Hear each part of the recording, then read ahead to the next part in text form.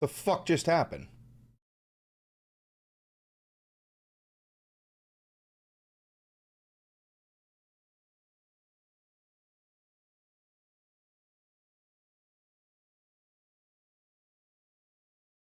I don't know what the fuck just happened.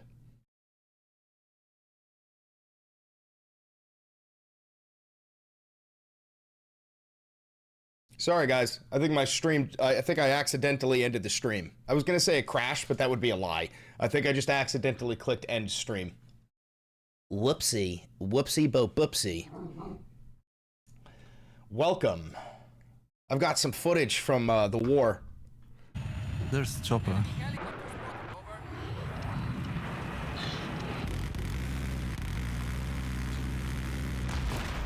Damn, what a beautiful kill. Damn. Damn. It's not over. Trying to do it right this time around. Maybe some of you understand why I put that video up there. We're invading Karg Island, and that's Karg Island. We've been psyoped into this fucking war for like 15, 20 years. We've been literally psyoped into this war for like, I played this mission so many times growing up.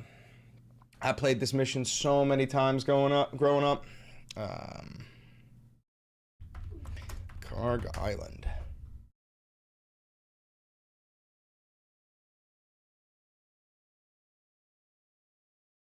Oh, I gotta pay for that? Dude, fuck Bloomberg, dude. You want me to pay for that? I'm not paying for the news. Oh, yeah, I know Parker get a job. Parker's good. He's a liberal, so I think he's almost there, right? Because he's a liberal, but I do like Parker. I think he does a good job, but he's a super lib. Yes, Parker is... Hey! Parker is definitely easier to consume than Dean. Dean has many big bones, so when you consume Dean, he goes down differently, you know? You know? You know? Look up Erica Kirk. Never heard of her. Who is Erica Kirk? Never heard of her in my life. Don't know who that is.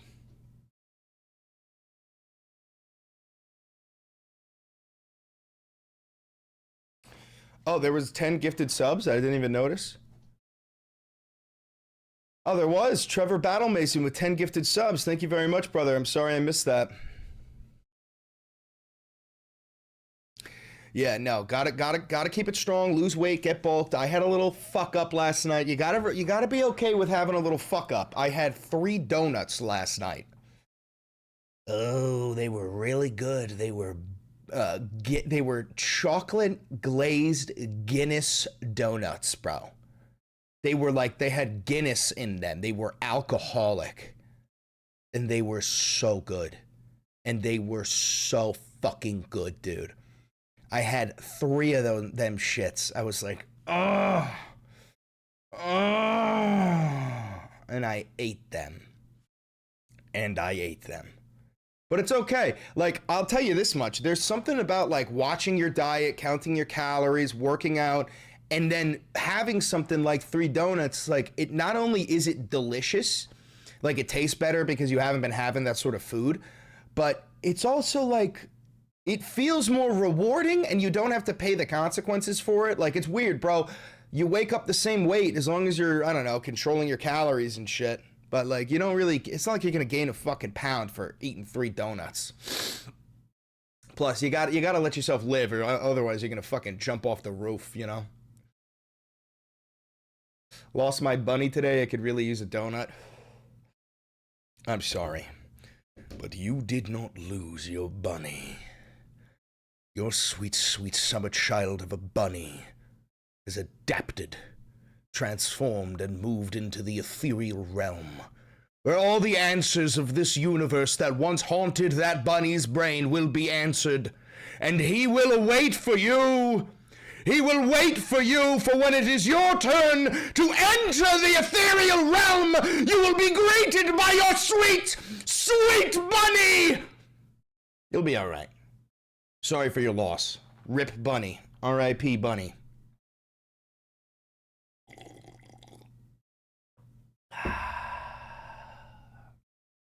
You'd make an excellent dungeon master? I know. I know. Attila the Bun is a great name for a bunny. Attila the Bun, I like that. Yeah, he metamorphosized into a higher realm.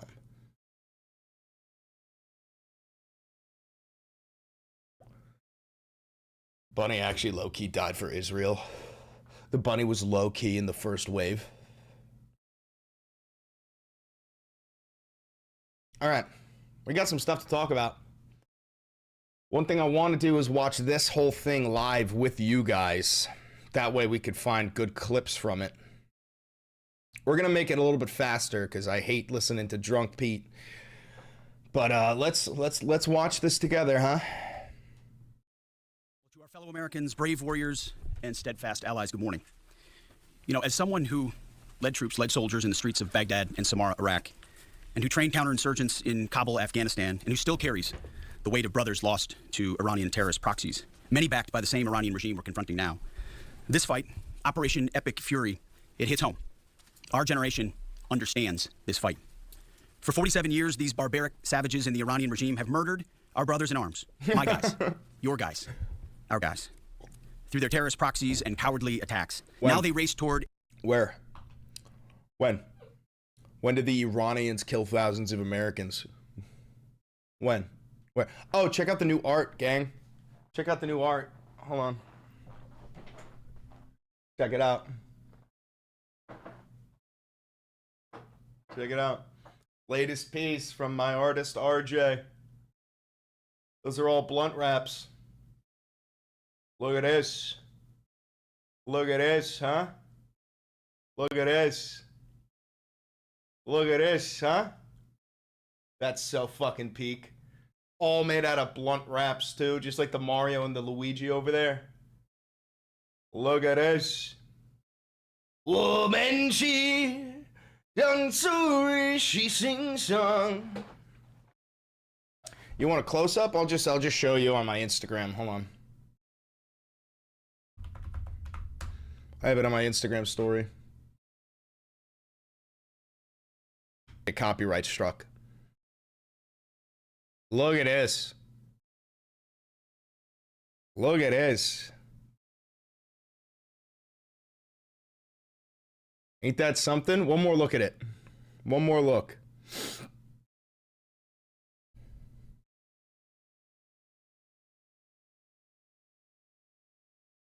Look at this.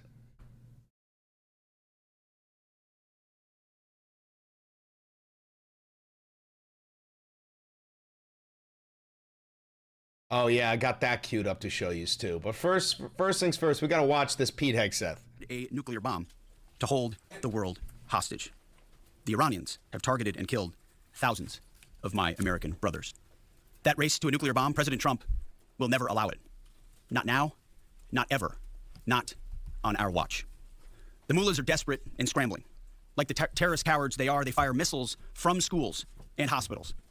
Oh, where have I heard that before? Pete, you've been hanging out with the Israelis a little bit too much, son. Yeah, now here's the thing. The reason why Pete Hegseth is claiming that the Iranians are firing missiles from schools and hospitals, holy shit, 4-member donation and or 4-month member donation and $100 donation. Thank you very much.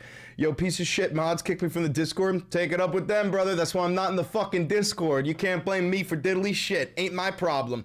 Thank you for the $100 donation and happy birthday, Aunt Kathy. I appreciate that. Let's hit him with a Bella Ciao. Una mattina. Oh, that's not it. That's not it. Here it is. That's Joseph Stalin.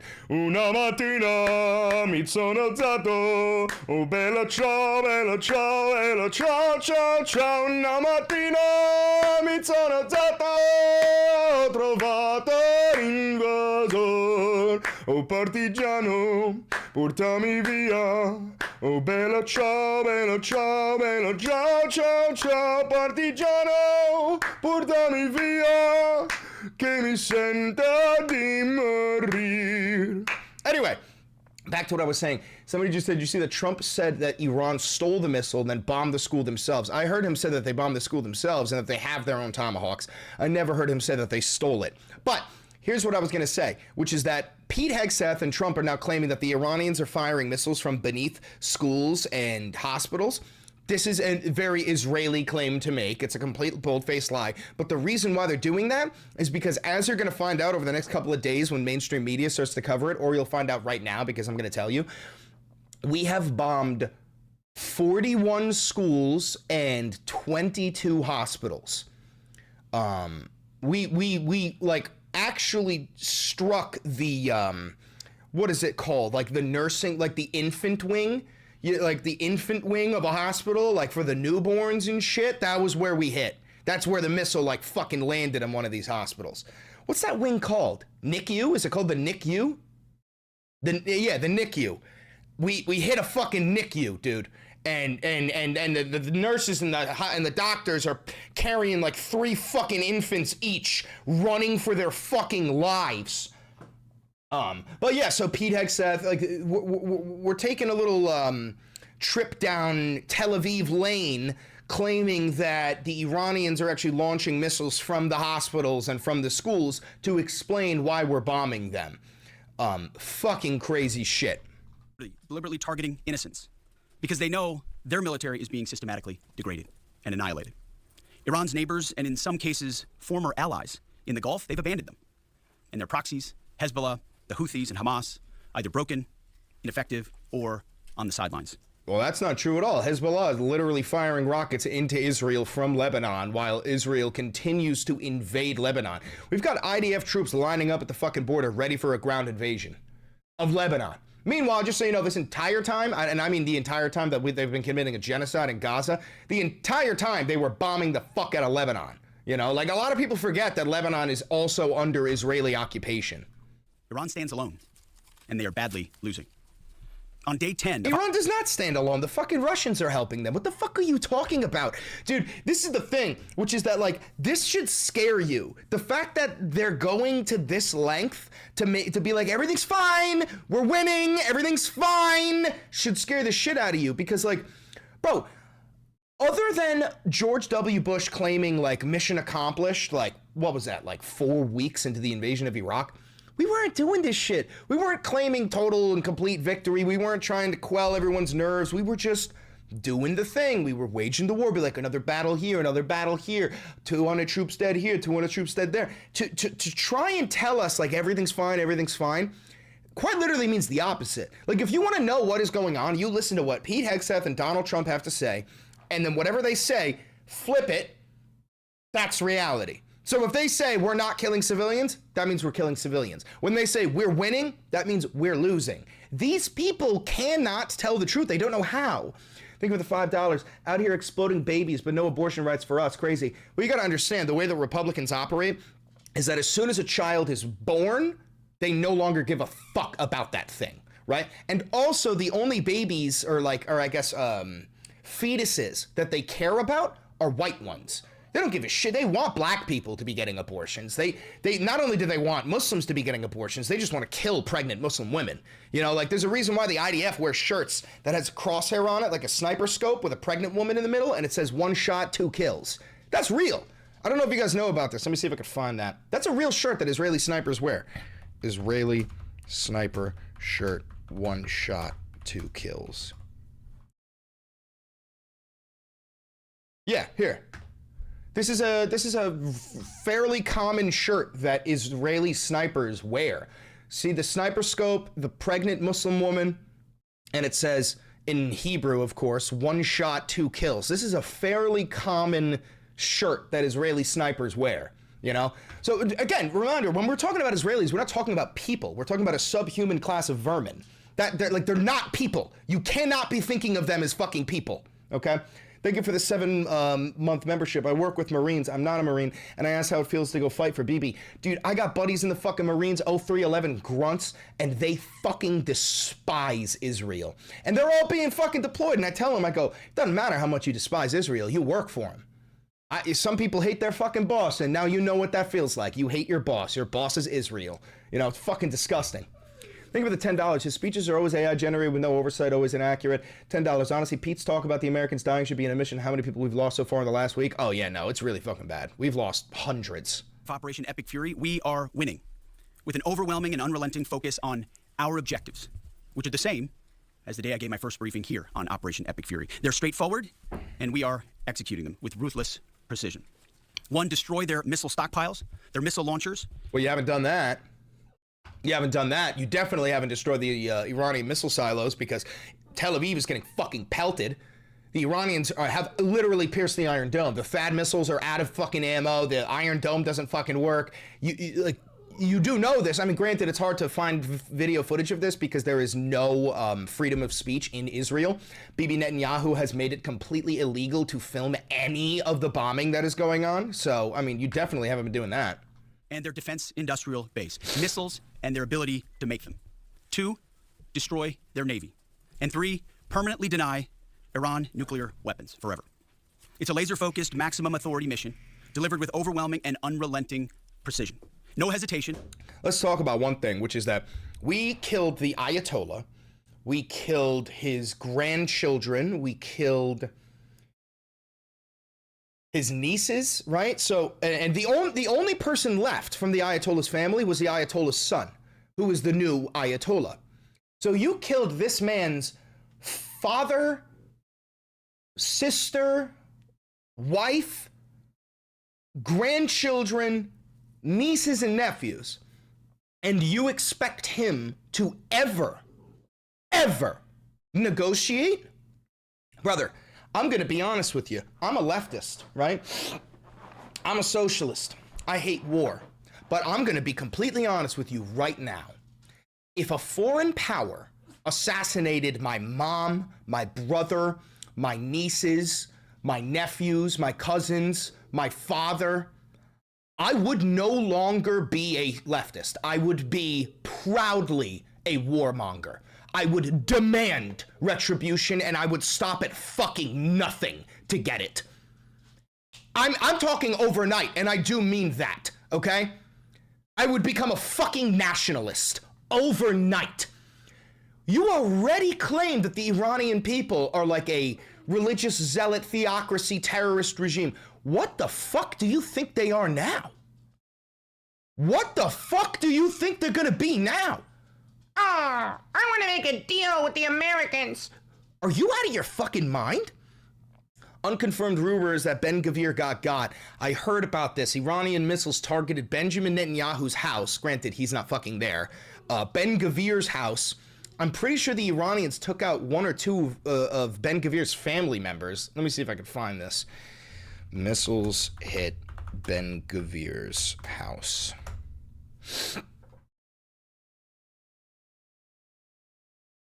Let's see. Yeah, so reportedly his house is on fire, but we're not seeing this from any like credible news outlets. Ugh. Excuse me. Sorry about that. Sheesh. Ben-Gvir, he's on the the Minister of National Security. He's essentially their like Secretary of War, right?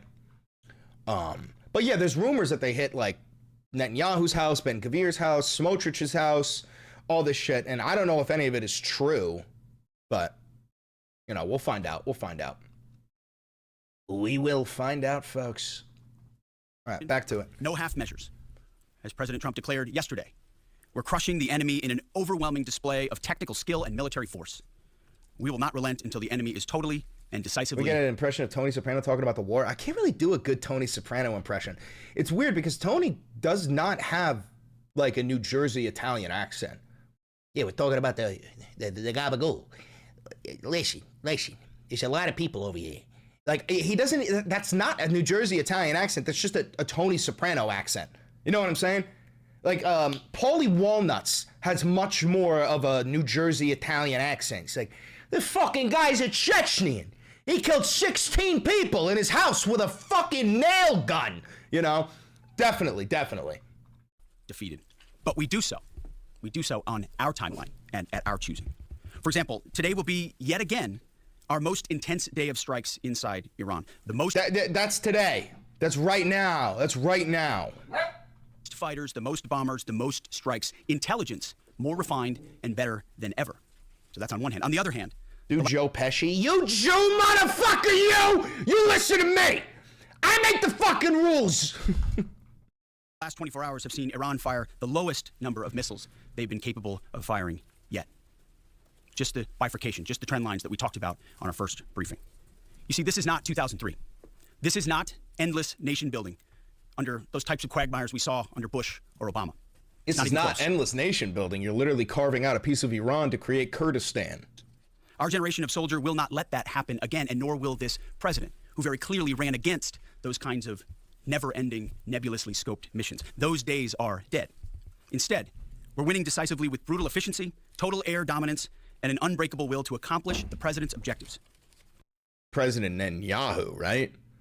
President Netanyahu's objectives, right? On our timeline. Is it true that the U.S. military is running out of ammo? Well, that's a weird way to put it. It's not like we're running out of bullets. We're running out of interceptors for those Iranian missiles. It's called a THAAD missile battery. We're running out of those. So I don't know if you would call it ammunition, but you could call it munitions. I do Peter Griffin talking about the war. Hey, Lowish. Lowish, I was wondering if we could send Chris. Can we send Chris to the front lines? And can I have a Pop-Tart? We stay locked on the target because here at the Department of War, that's our job. Now, the chairman and I, having just returned from Dover last night. Hey, Meg. Our troops and their families and the enormous sacrifice that they make is certainly heavy on my mind. So I'll close with scripture, drawing strength from Psalm 144. There's no fucking shot the United States Secretary of War is giving us updates on World War III, and he's closing it with scripture. Oh my God, dude. We are a Christian nationalist nation. Blessed be the Lord, my rock, who trains my hands for war and my fingers for battle. He is my loving God and my fortress, my stronghold and my deliverer, my shield, in whom I take refuge. May the Lord grant unyielding strength and refuge to our warriors, unbreakable protection to them and our homeland, and total victory over those who seek to harm them. And amen. God bless our troops and this mission. Mr. Chairman, over to you. Thank you, Mr. Secretary, and good morning, everyone, and thank you for being here. I'm here today to continue the updates to the American people and to those in the room on Operation Epic Fury. Is that General Raising Cane? That's General Raising Cane, right? First, let me start with honoring our fallen. As the Secretary said, on Saturday and again last night at Dover Air Force Base in Delaware, our nation's leaders honored our returning fallen as they arrived home for their final time. Last week, I shared a few of the names, and today I want to share the rest. Major Jeffrey O'Brien and Chief Warrant Officer 3 Robert Marzan were the final two fallen to return home and members of the U.S. Army Reserve's 103rd Sustainment Command out of Des Moines, Iowa. Last night, as the news has been reporting, we honored the return of Staff Sergeant Benjamin Pennington of the U.S. Army's 1st Space Brigade from Fort Carson, Colorado. When I met Ben's family last night, his mom, his dad, and his sister, they showed me a drawing that Ben had made when he was in kindergarten. It was clear all the way back then that Ben wanted to do one thing in his life, and he wanted to serve his country and be a soldier. He wanted to kill. Listen, folks, we lost this soldier. His name's Ben. And we got access to some drawings from when he was in kindergarten, and believe it or not, folks, he was drawing himself with a rifle, shooting Muslims. Oh, it was great. And we said, see, this is why the propaganda needs to work. This is why, because we had this kid hook, line, and sinker from the time he was 4 years old, craving blood, believe it or not. What a guy, and now he's dead. Thank you. And to the Penningtons, just know how Ben was absolutely a great one. And finally, Major Sorfleet Davies, who returned home this weekend after sadly passing away from a medical condition while on duty in Kuwait. We welcome Yeah, bullshit. Passing away from a medical condition. Yeah, bullshit.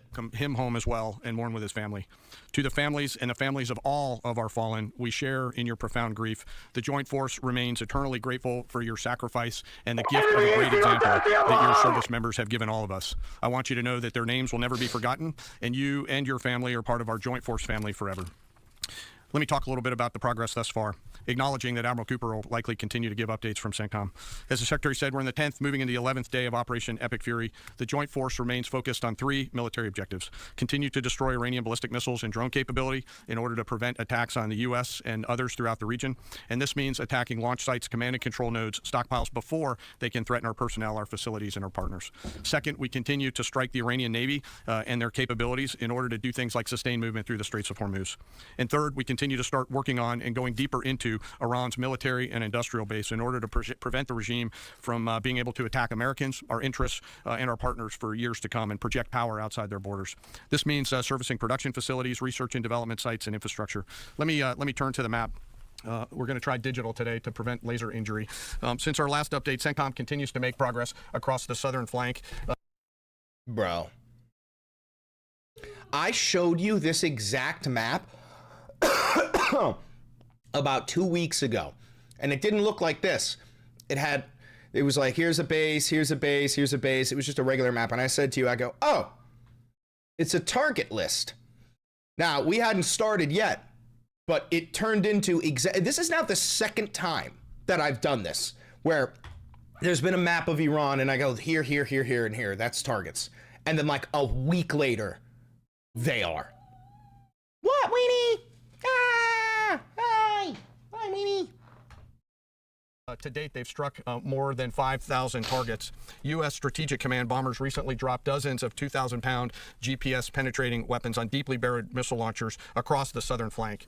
We also have struck several one-way drone factories to get at the heart of their autonomous capability. And of course, alongside our regional partners along the southern flank, continue to execute intercepts against one-way attack drones using fighters and attack helicopters.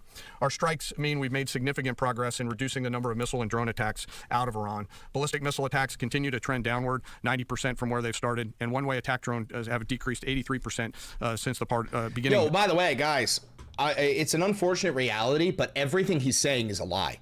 Like, unfortunately, you literally cannot trust a single fucking word that comes out of the Trump regime. Whatever they tell you, the opposite is true. Of the operation. A testament to our air defenders and our air defense systems. And as I said, our partners in the region continue to do great work as well. Second, we're making substantial progress towards destroying the Navy.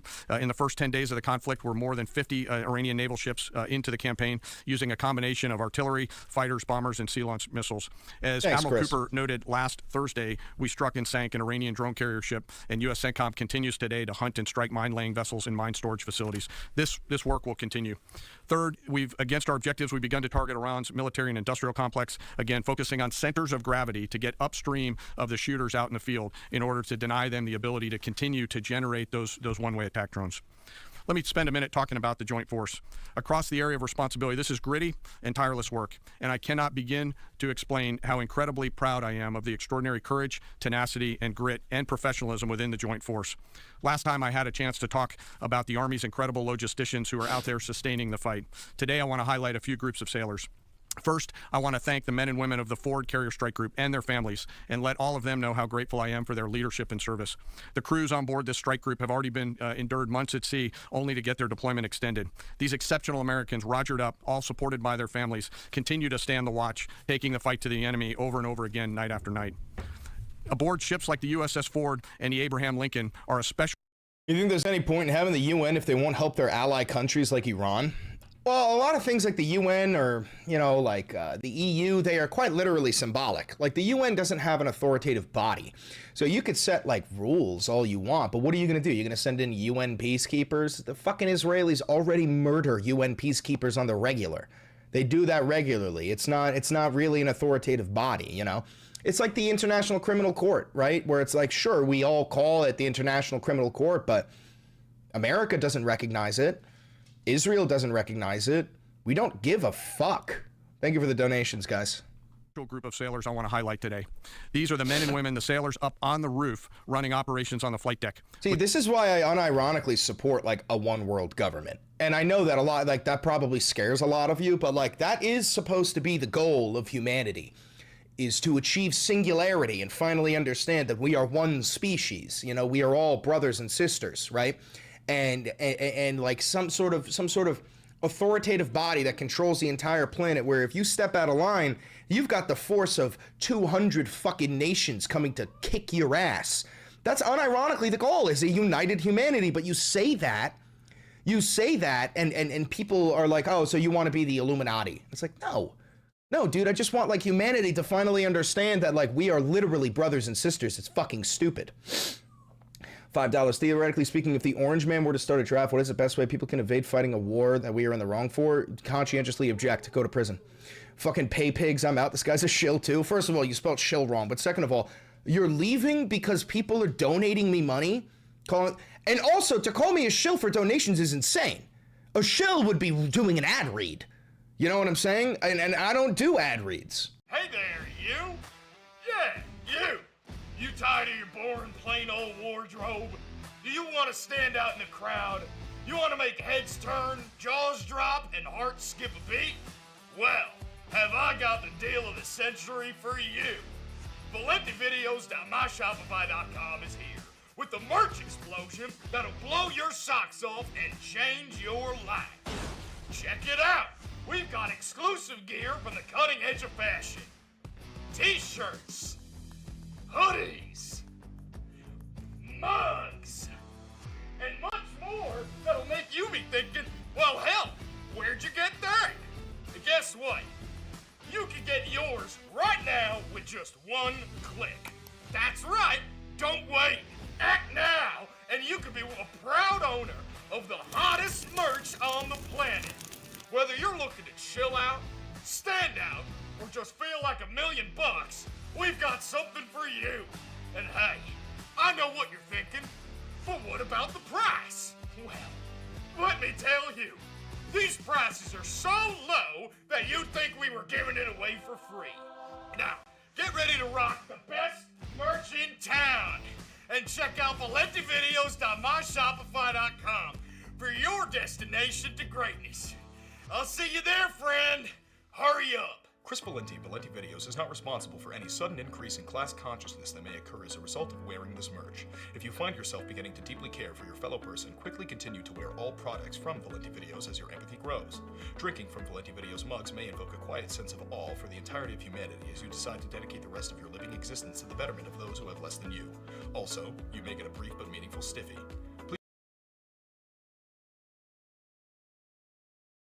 Gotcha. No, but I don't do ad reads, bro. Especially for like big corporations.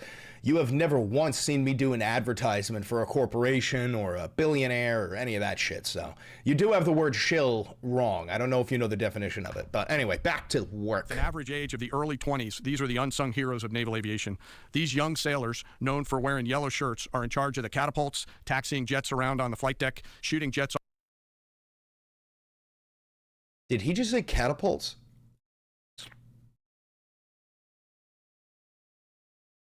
Did he just say catapults?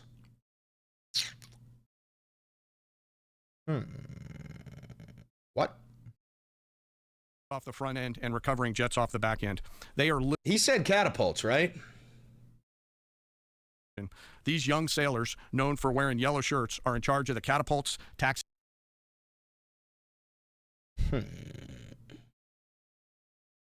Who's in charge of the trebuchets and the mangonels?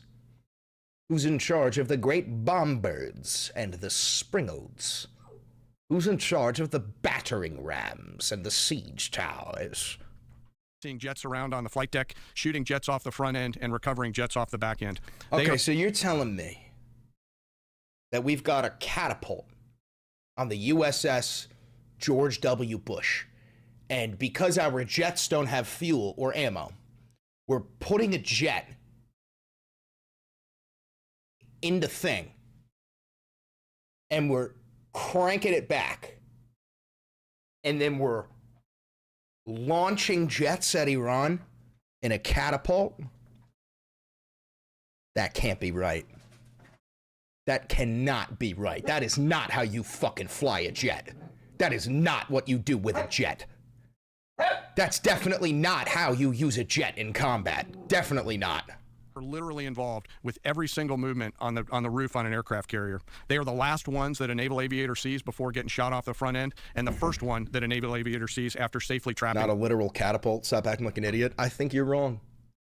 I think we've got actual literal catapults, and we're launching F-16s with no pilot, just getting them so that, you know, like a paper plane. We're just like, hey, if we fucking, boom, just tie a bunch of TNT to the tip of it. On the back end. And just for a They're minute, doing what I used to do in Battlefield 1943, which is when you play as a sniper, because the snipers get access to TNT, and you lace the tip of your plane with TNT, and then you fucking Bunzai! And then you just fucking hop out, and then you're in the air and you go foop. Like type shit. imagine you're standing on that aircraft carrier flight deck. There's 30 knots of wind in your face. The deck is slippery, covered in grease. It's noisy. There are propellers spinning. There's jet blast everywhere. The helicopters are running. Your head is on a swivel, and you're trying to direct a multi-million-dollar fighter into a 1-foot square box so that those naval aviators can be shot off into the black of night to go do America's work. Why do you make it sound so sexy? Hold on. He made that sound kind of hot. To direct a multi-million-dollar fighter into a 1-foot. And just for a minute, imagine you're standing on that aircraft carrier flight deck. There's 30 knots of wind in your face. The deck is slippery, covered in grease. It's noisy. There are propellers spinning. There's jet blast everywhere. The helicopters are running. Your head is on a swivel, and you're trying to direct a multi-million-dollar fighter into a 1-foot square box so that those naval aviators can be shot off into the black of night to go do America's work. Kind of sounds sexy. Those jets are fully loaded with missiles and bombs, and they are a world-class team combined with the naval aviation and the aviators in those jets. This beautiful symphony of American spirit is the definition of perfectly organized chaos. And these crews do it every single time the carrier is at. Yo, yesterday on Gaydar, they were quizzing me, and I panicked. And they were like, where do the Stonewall riots happen? And I was like, Mississippi.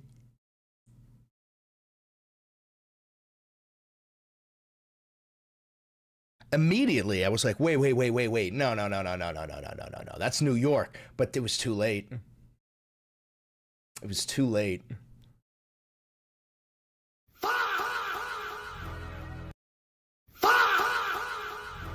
Oof. And then they asked me to name some Chapel Roan songs. They said, how many Chapel Roan songs can you name in 10 seconds? And I went, Pink Pony Club. And then the timer's going down, and I'm going, Pony Pink Club. They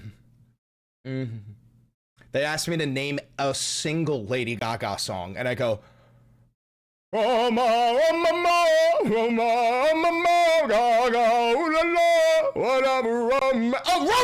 That's the name of the song! Oh, yeah, I know, dude. I immediately said to the camera, I go, oh no, I'm a history major. I'm going to get flamed for this. But believe it or not, I didn't study gay history. Hey! No kidding. No, but believe it or not, most of what I studied was the rise of fascism. You know, most of what I studied was between 1900 and 1955. So I panicked, man. I panicked. They said, can you name a single trans activist? I said, nope.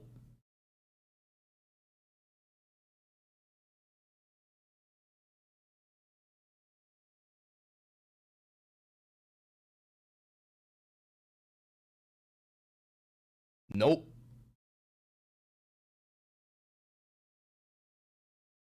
They said, can you name the king of drag? I said, RuPaul. They said, that's the queen. Turns out the king of drag is named like Miss Molasses or some shit. How the fuck am I supposed to know that? Oh, bro's never getting asked back. I don't know. I feel like maybe it'll work because it's like, this guy doesn't know fucking shit about us. but he's quite literally willing to fight and die for us. That's the whole shtick. That's how I got on the show. You know, I was like, listen, I'm straight, I'm white, I'm Christian, I'm American born, but I'm unironically willing to lay down my life in combat for my trans comrades. And I think that's important. Is I don't need to know shit about you. I respect you because you exist. I fight for you because your heart beats. You know what I'm saying? So maybe it'll still work. Maybe it'll still work. Oh, by the way, in the middle of the night, and oftentimes in the pouring rain. These are dedicated young people who take the road less traveled to serve their great nation, doing the deeds that we need them to do. America's enlisted force is the pride of every nation. Did I say Christian? I meant Christian raised. My apologies. I was raised Christian. I was baptized. I was confirmed. I was an altar boy, all that. But no, I am no longer a Christian. Military, certainly ours, and the envy of every other one as well.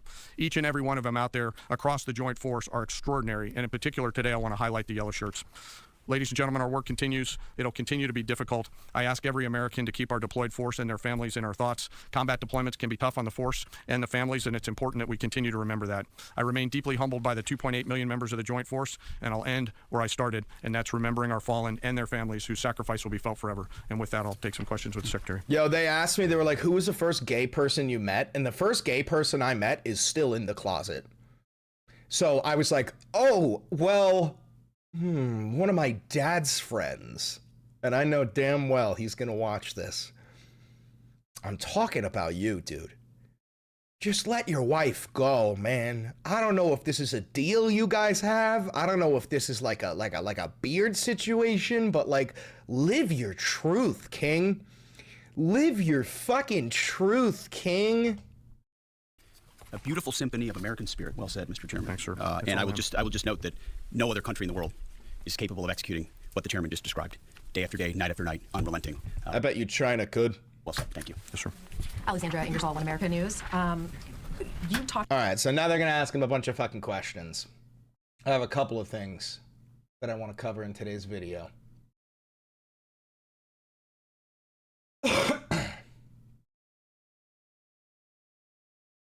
So this is an old video, right? This can't be... I have no way to confirm this, but like, here's why I'm confused. The Chiron here says, Iraqi Kurds launch ground offensive in Iran, right? But then over here, it says Senate votes on the war powers, which was last week. Former White House envoy to Ukraine and Russia, right? The Kurds did not launch a grounded offensive in Iran, right? I know the Iraqis did this in 2003. So is this clip from Fox News literally from 2003? Because this guy looks like he does now. I'm confused by that. I have no way of knowing when this fucking clip was from. What I would hope they would do would really go take Karg Island. Karg Island is in the northern Persian Gulf. It is an island. It's offshore about 18 miles. And if you take that island, that's 80 to 90% of the petroleum usage that the Iranians have. You basically shut them off economically. They cannot support China. They cannot support Russia as well. And sooner or later, the other side's going to realize this is just a bad news thing. So, like, is this actually from this week? Am I fucking out of my mind? Because I'm pretty certain the Iraqi Kurds did not launch a ground offensive.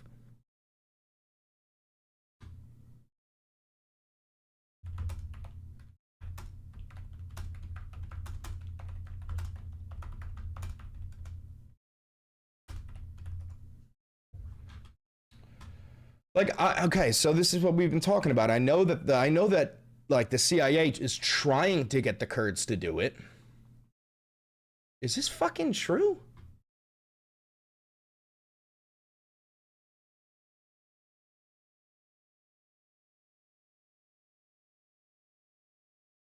Oh my God, so it did start.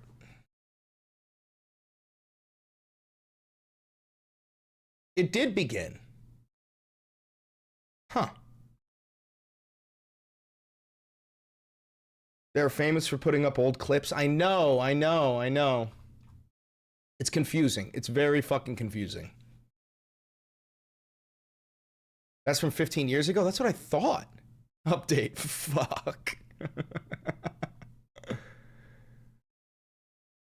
Saudi Arabia and other places needs to end. I go back to South Carolina. I'm asking them to send their sons and daughters over to the Mideast. What I want you to do in the Mideast to our friends in Saudi Arabia and other places, step forward and say, this is my fight too.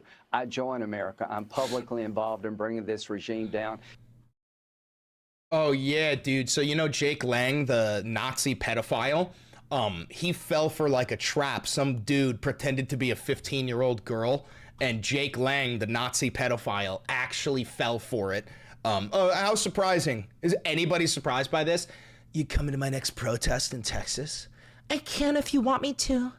Yes. What's your number? Can we talk on here instead, or you only text? I have too many DMs. Text only, sweetie. And then she says, where is it? What do you say? I'm laying down naked in bed. What did your mom say? How old are you? Oh, I just turned 30, honey. Why are you up so late, young lady? Oh, I might be too young for you. How old are you, baby? Unless you are under 18, I don't care. I'm 15. And then sends a picture of herself. When do you turn 16? In 6 months. I won't get in trouble if that's what you're worried about. I can keep a secret. What state do you live in? I can't see you till you're 16. Oh my god. Like, dude, does it surprise anybody that Jake Lang, a Nazi, is also a pedophile? Anybody? I think he deleted his entire Twitter account, right? Did he?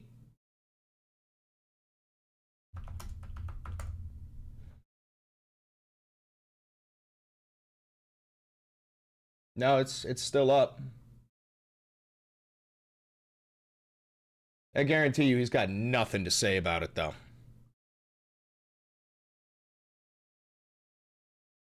Guarantee you he has absolutely nothing to say about it. What about in the comments?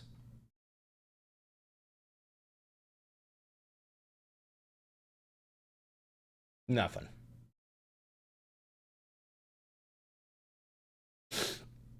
Yeah, 16 years old is old for pedophiles like him.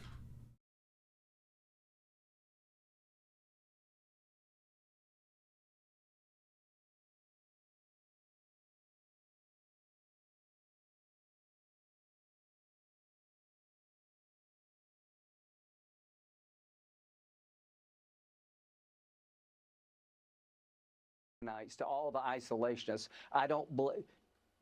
Forget it. I'm not with you. I'm with Israel. I will be with Israel to our dying day. They're the best ally we could hope for. So we have a commander-in-chief in President Trump, who I think is Ronald Reagan plus, plus, plus.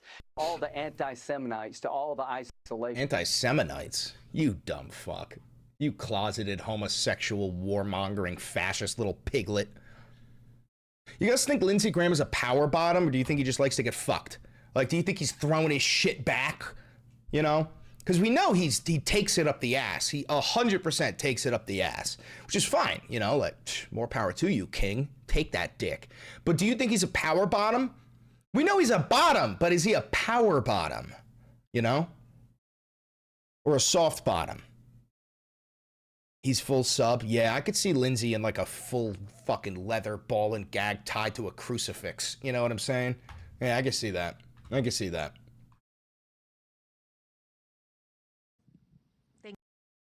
Oh, yeah, we got to get Aaron Rupar's tweets up here. These are big.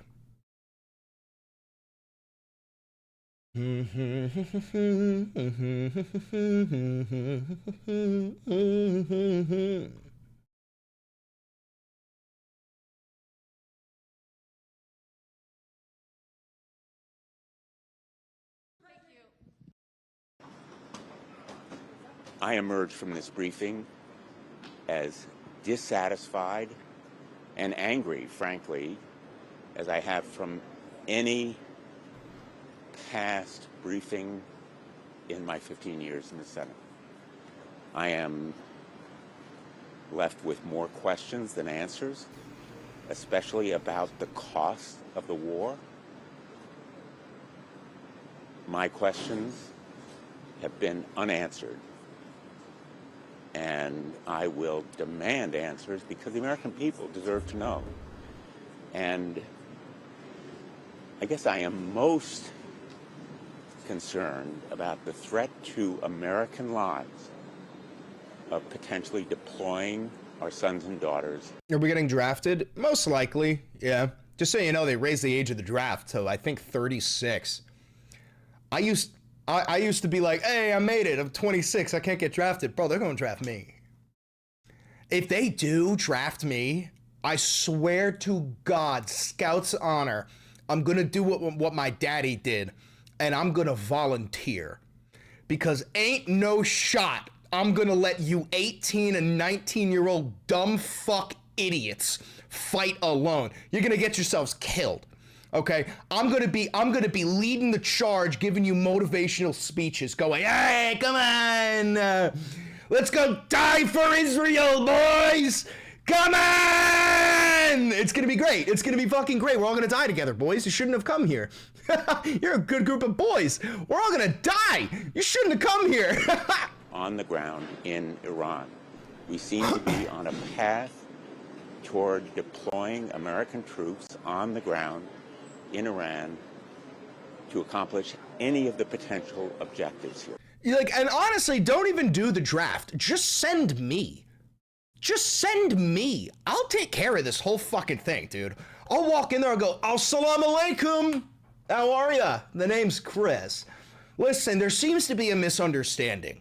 Our president is a pedophile, and you see, we have no say in what he does. So I was hoping I could come in there into your little bunker. We could have a meal and we could shoot the shit and talk about how to resolve this. And then they'll shoot me and kill me. And there is also, as disturbingly as anything else, the specter of active Russian aid to Iran, putting in danger American lives. Literally, Russia seems to be aiding our enemy actively and intensively with intelligence and perhaps with other means. And yeah, we're gonna have that one queued up too. That's a big one. I emerged from this briefing as dissatisfied. Oh, what else do we got? Ending this war. So how do you see this ending, this war? I don't know, Sarah. I know this, that President Trump is the wrong guy to go up against. That's what I know. Aren't you the special envoy to Israel? So how do you... And you don't know how this war is going to end? Oh my God. That needs to go in there. Do you support military action towards the U.S. and so the White House seeking congressional approval? I can tell you that yesterday on the call with the president, the Russians said that they... Hey! Luigi, Doharas! Likiri! Likiri! ...have not been sharing that. Oh, Luigi updates for you guys.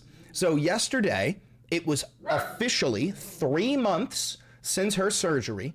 So I put her in the car, we went to my mom's house, and she got to go off leash, running around like a little fucking nightmare. I mean, she was running and her little legs were giving out, but she don't give a fuck. And she was hunting chipmunks and she was having a blast. And it was her first time off leash outside in 3 fucking months, dude.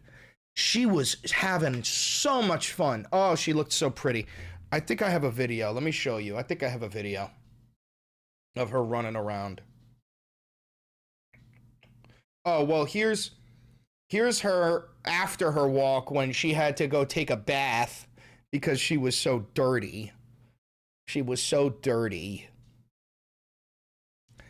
But here, I think I have a video of her running around for you.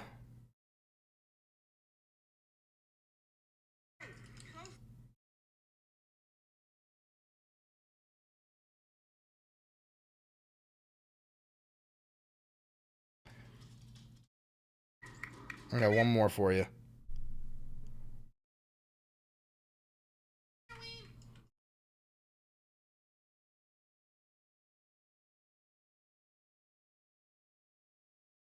So fast, so happy, so fast, so happy. Such a pretty girl. Oh, I love that dog. Buy Ouija a pup cup. Thank you for the $5. I'll get her a little pup cup. Ain't a pup cup just whipped cream? Isn't that all it is? All right. That's what they said. So, you know, we can take them at their word. Yo, Chris, would a draft pretty much create a new generation of insurgents and terrorists at home? No, it wouldn't.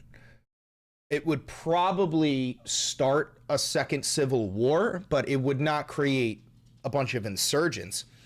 You would have a small portion, probably like 10 to 15% of those who are drafted who outright refuse to join and refuse to go to prison, and they just become wanted criminals. And of that, I would say maybe 10% of those take up arms against the government. Your real concern would be parents. That's the real concern. This is not 1968. You can't get away with that shit anymore. You need to think about parents who served or who know, like, friends who died in Iraq and Afghanistan, and then they find out that their 18-year-old son is being drafted. Those are the motherfuckers who will actually shoot a cop. You know what I'm saying? You don't need to worry about the soldier as much or the kid who's being drafted. You need to worry about the parents. You know? Thank you for the $7. Get her another pup cup. Y'all want her fat. But they did say that, and yesterday morning, independently, Jared No, they cannot draft veterans. and I had a call with Ushakov, who reiterated the same. So, you know, that's a better question. Oh, we haven't checked the price of oil. Okay, so it's going down a little bit. That's good. Granted, it's going to spike right back up once we invade Karg Island. For the intel, and what would the world look like there? So thank God we have a president and leadership at the helm that makes these courageous decisions. Dude, so much of Steve Witkoff. My God. Could I get something with Donnie Diddle's kids? Investments, and that's what made our first term. We had the greatest economy in the history of our country in the first term, and this one's going to blow it away. Again, we had a little pause, but it's not. Iranian Tomahawk missiles were responsible for the bombing of an all-girls.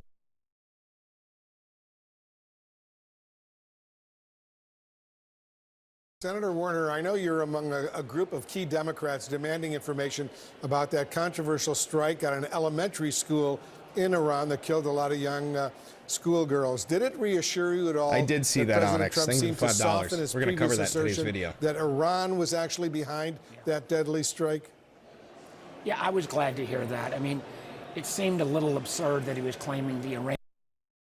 President Trump said he had a really good call with President Putin yesterday. Will Russia be aiding us in this conflict, and can you share anything on that? Well, the president, as I've said before, maintains... Wait, will Russia be aiding us? Are you a fucking dipshit? Strong relationships with world leaders, which creates opportunities and options for us in very dynamic ways. So the president said it was a good call. I was not on it, but those that were said it was a strong call, reaffirming hopefully the opportunity for some peace in Russia, Ukraine, and I don't know who that woman is, but you should be fired, dude. You're a fucking dipshit. Sides of his mouth in the same day, partly to answers. As The president has indicated that maybe the operation will wrap up sooner than he thought it was going to. What's the plan once the U.S. stops military action? Will the U.S. play a role in the aftermath, or will they leave Iran to sort it out? ultimately the aftermath is going to be in America's interests, our interests. We won't live under a nuclear blackmail scenario of conventional missiles that can target our people. That's literally what we live under with Israel, is a nuclear blackmail scenario. The Israelis operate with what is called nuclear ambiguity, where we know they have nuclear weapons, but they do not tell us how many they have and how large they are, right? Plus, not to mention the actual blackmail that they have on Trump, that vault in Tel Aviv with videos of him raping children. But no, like, we actually live under a nuclear blackmail scenario with the fucking Israelis. Which is why the objectives have been scoped from God, I fucking hate Israel. The beginning. Missiles, missile production, a defense industrial base, Navy, all in service of ensuring they don't have nuclear power projections. Bro, got me looking like the fucking Weekend when I'm watching bombs hit Tel Aviv. Looking like the Weekend with the sunglasses on and all. Like, literally. Action capabilities. That's what matters to President Trump. That's what matters to the American people. And ultimately, that's why we're so laser focused on ensuring those objectives and those objectives alone are met. All right, Thank you. That one's got to be up there, too. That's a good one. The prices of oil up that the president would have to draw from the conflict. So just careful, guys. Right. And he said they was going to strategic oil reserve. That's what Joe Biden did to get prices down without a crisis. We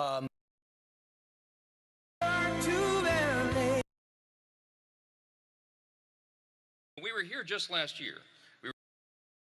Yeah, please.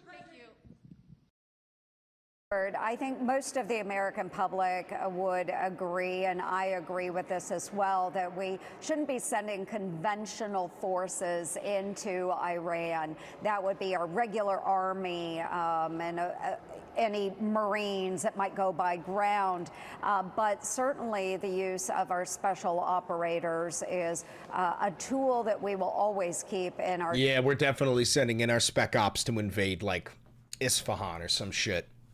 Senator, I'm trying to get a handle on the war. I'm pretty sure Trump was asked how many U.S. soldiers have to die before, like, he withdraws.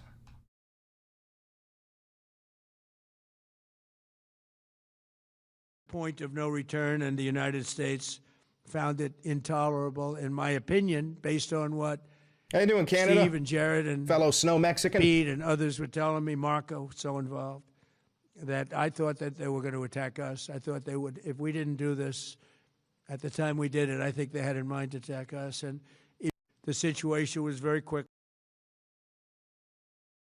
Men and women's sports and no transgender mutilation of our children. We don't want we're also waiving certain oil-related sanctions to reduce prices.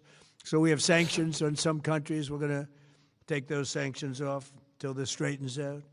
Then who knows, maybe we won't have to put them on. There'll be so much peace. But when the time comes, the U.S. Navy and its partners will escort tankers through the strait if needed.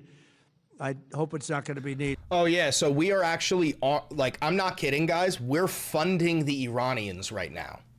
We're at war with the Iranians, and we are giving them money to fight against us because the Iranians, I'm pretty sure they get money from Russia, and we lifted sanctions on Russian oil. So now the Russians are making more money and giving more money to the Iranians. So Trump is unironically funding the enemy in the middle of a war. He's literally funding the Iranians while we're at war with the Iranians. It's fucking insane. It was very quickly approached.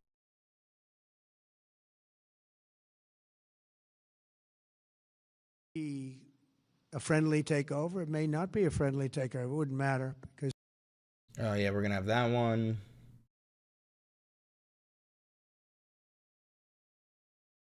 I've watched them. I watched Schumer, who's horrible. What a horrible politician. He is now a Palestinian officially. He is registered as a Palestinian. He's taken the biggest turn of any human being I've ever seen. He's gone from totally pro-Israel to totally pro-Palestinian. He wants to protect the Iranian people that are quite nasty. But it's very simple. All voters... We've added two things.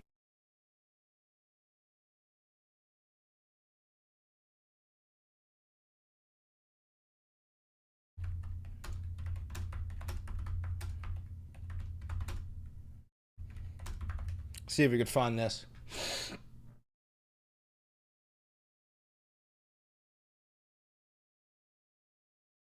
There have been 8 U.S. military. Today, there have been 8 U.S. military fatalities associated with the war in Iran. How many American deaths are you willing to have in this war? Think of the $5. Well, as I said before, when you have conflicts like this, you always have death. And I was at Dover yesterday. I met the parents, and they were unbelievable people. They were unbelievable. Literally doesn't answer the question because he does not give a fuck. He does not give a fuck how many people have to die. Guidance to those young men, and I think their concerns are very legitimate. But if you're worried about the world spinning out of control, if you're worried about a military draft, if you're worried about, God forbid, a world war, the best way to prevent it is to vote for Donald Trump. And I really believe I think that. that's what I'm going to start with. My honest guidance to Oh, Jesus. Have we not done the B-2 raid, and have we not done this one where we said, nope, it's time to go in, we have to go in, have no choice. Number one, if we didn't go in, they would. I hope your mom's heart surgery goes well. I see the Democrats trying to justify it, and they're failing because the voter on the street is saying it. You've got to be kidding. But I see where they're going, where they're always saying, no, there was no reason. Well, I'll give you the best reason of all. Within a week, they were going to attack us 100%. They were ready. They had all these missiles, far more than anyone thought. That's not true. And they were going to attack us. But they were going to attack all of the Middle East and Israel. And if they had a nuclear weapon, they would have used it on Israel. Trump says Iran wanted to conquer the Middle East. He literally said what Israel is doing, but said that Iran is doing it. Let's see if we could find it. Let me see if I can find it. Trump says Iran wants to take over the entire Middle East.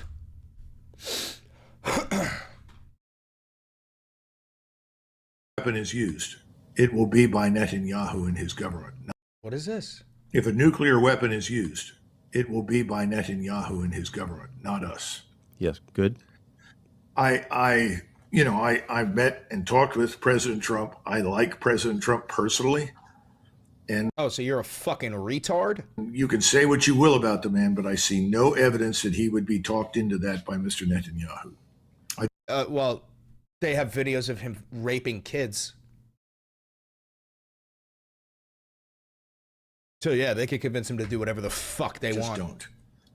I hope I'm not wrong, but I just don't see that happening. I also see little evidence that people at the top of the military establishment collectively would sign on for that. You might get a few. Unfortunately, most of them are airmen or in the Navy, but I don't think they would be very supportive. I think they'd say, is this really the right place, time, and reason? Yes. I think you're going to see some real numbers when this gets, because this was always a dark cloud hanging over. Dude, his mic is so bad. Like, that's not on my end, bro. You just heard that last video. This is not only Israel, which was going to get wiped out. You know, if we didn't do that B-2 attack, Israel would have been wiped out. They would have had a nuclear weapon within 2 weeks after that. And even now, I think they were looking to take over the Middle East, because when you look, and we have pretty good proof, all of those missiles that were so stupidly aimed at Qatar, Saudi Arabia, UAE, they were all aimed, and others. all right, we'll get that one up too. I think you're going to see some real numbers when this gets, because this was always a dark cloud hanging over not only Israel.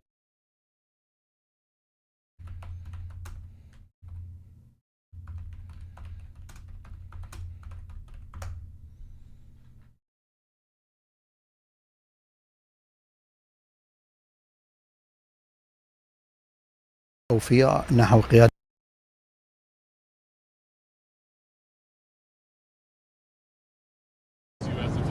desalination plant in Iran, and they said that might open the door to other strikes on infrastructure, non-military. Allow us to also open the door to other strikes against them. Look, Can you respond to that allegation? Did the U.S. hit the desal? They are among the most evil people ever on earth. They cut babies' heads off. They chop women in half. What they did, take a look at October 7th. Take a look at what they've done over the last 47 years. So I know nothing about a desalinization plant other than to say, if they're complaining about a desalinization plant, we complain about the fact that they shouldn't be chopping babies' heads off, okay? Iran today accused U.S. Oh, what a desalination scumbag.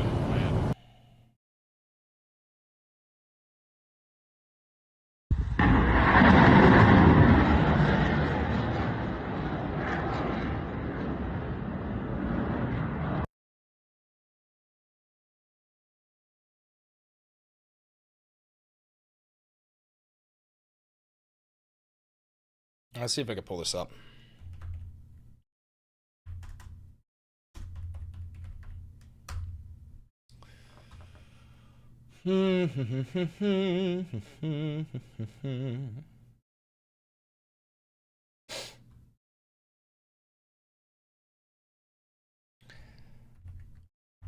What percentage of the nation of water do GCC nations get from desalination plants? Oh my God.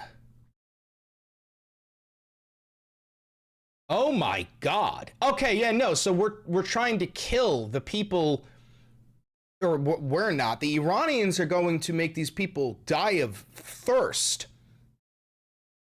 And that would cripple the entire US economy, because these GCC nations, that's where the billionaires play around, you know? In Dubai and shit, that's where they put all of their investments to prop up the AI bubble. 42% in just the UAE, dude. 90% in Kuwait, 86% in Oman, 70% in Saudi Arabia. Meanwhile, the fucking Iranians, I think it's less than 10%.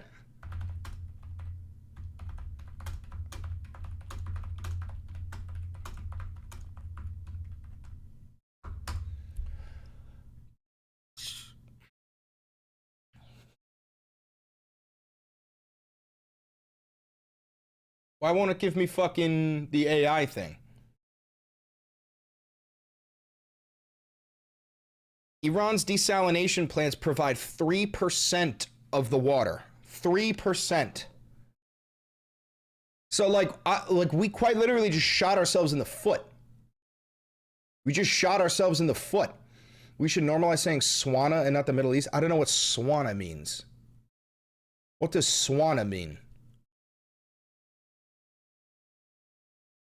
Chris, I'm stumped. I already don't support funding or defending Taiwan, but I don't know if I should support recognizing Taiwan as a part of China, because I don't know if the Taiwanese people want to be a part of China.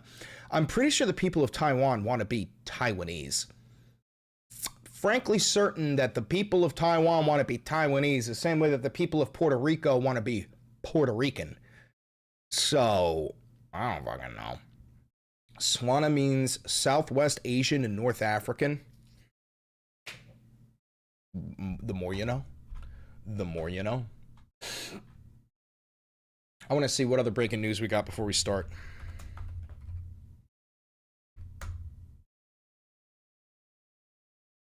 Trump says he's not happy.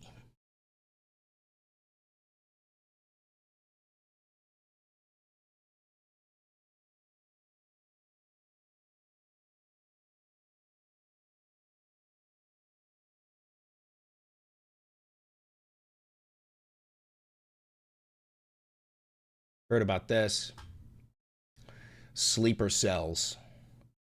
It's complete Israeli fucking Hasbara. This is an Israeli false flag happening.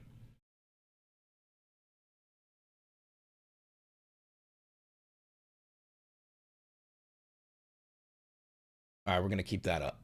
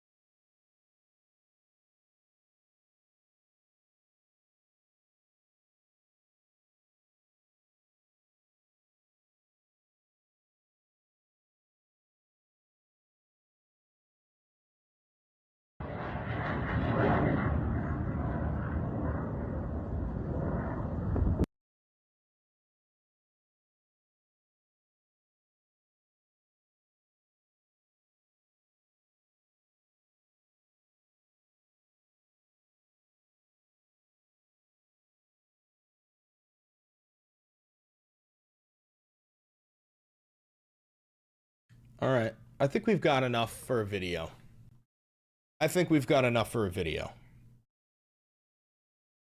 Y'all ready? Congrats on hitting 146,000 subscribers. Thank you very much.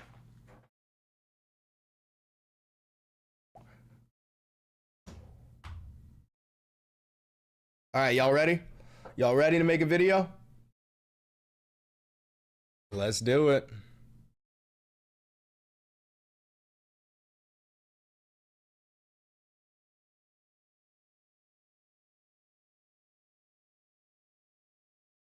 I regret to inform you that exactly what I told you would happen fucking happened. In my last video, we were talking about the importance of water desalination plants in Gulf coastal nations, like the UAE and Kuwait and Oman, because those nations are completely reliant on desalination plants. They get salt water, they desalinate it, and that's how the people get their fucking water. They don't have any freshwater lakes, they don't have any reservoirs, they don't have that shit.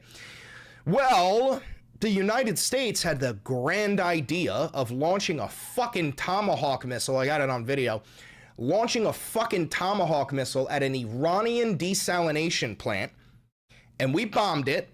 So then the Iranians responded by doing what I told you they would do, which is to bomb a desalination plant in Bahrain, right? Now, here's the difference, okay? The Iranians get between 3 and 7% of their drinking water from desalination plants. Gulf coastal nations get 90% of their water from desalination plants. So exactly what I said like last week, which is that the Iranians know that if you want to hit America where it hurts, you hit us in our purse. You hit the economy, right? So the Iranians know you take out the desalination plants, people in GCC nations will go through a humanitarian crisis. They'll have to choose between fleeing the fucking area or dying of thirst. And those nations are what prop up the AI bubble here in the United States economy, right? This is a billionaire playground in Dubai and the UAE and Kuwait. This is where the Epstein class goes around to, you know, cheat on their wives and fly cars and shit like that. Meanwhile, Bibi Netanyahu is at fucking Mar-a-Lago. I mean, and Trump is fucking golfing in Florida. It's unbelievable. So we have a lot to talk about. We're going to dive right into it. First thing I want to show you is Pete Hegseth. He had a little press briefing this morning where he told us that today, March 10th, 2026, is going to be the biggest attack yet on Iran. I'm going to tell you a couple of things real quick. What's going to happen? These are Valenti predictions. Unfortunately, I'm usually right, and I hope I'm wrong. Here's what I think is going to happen. The United States is going to launch an amphibious assault on Karg Island. If you recognize that name, it's probably because you played Battlefield 3 and you have been psyoped for your entire life into normalizing a great world war in the Middle East. So the invasion of Karg Island is going to come. And then on top of that, I think that the Israelis are 100% willing to nuke Iran. And as fucking warmongering and disgusting and fascist as Trump is, he's not Israeli. So I think Trump is willing to expend every last option before using a nuke. And I do think that includes a special forces operation with a halo drop somewhere into Isfahan or Natanz, right? To a quote unquote nuclear facility to capture or destroy Iranian enriched uranium.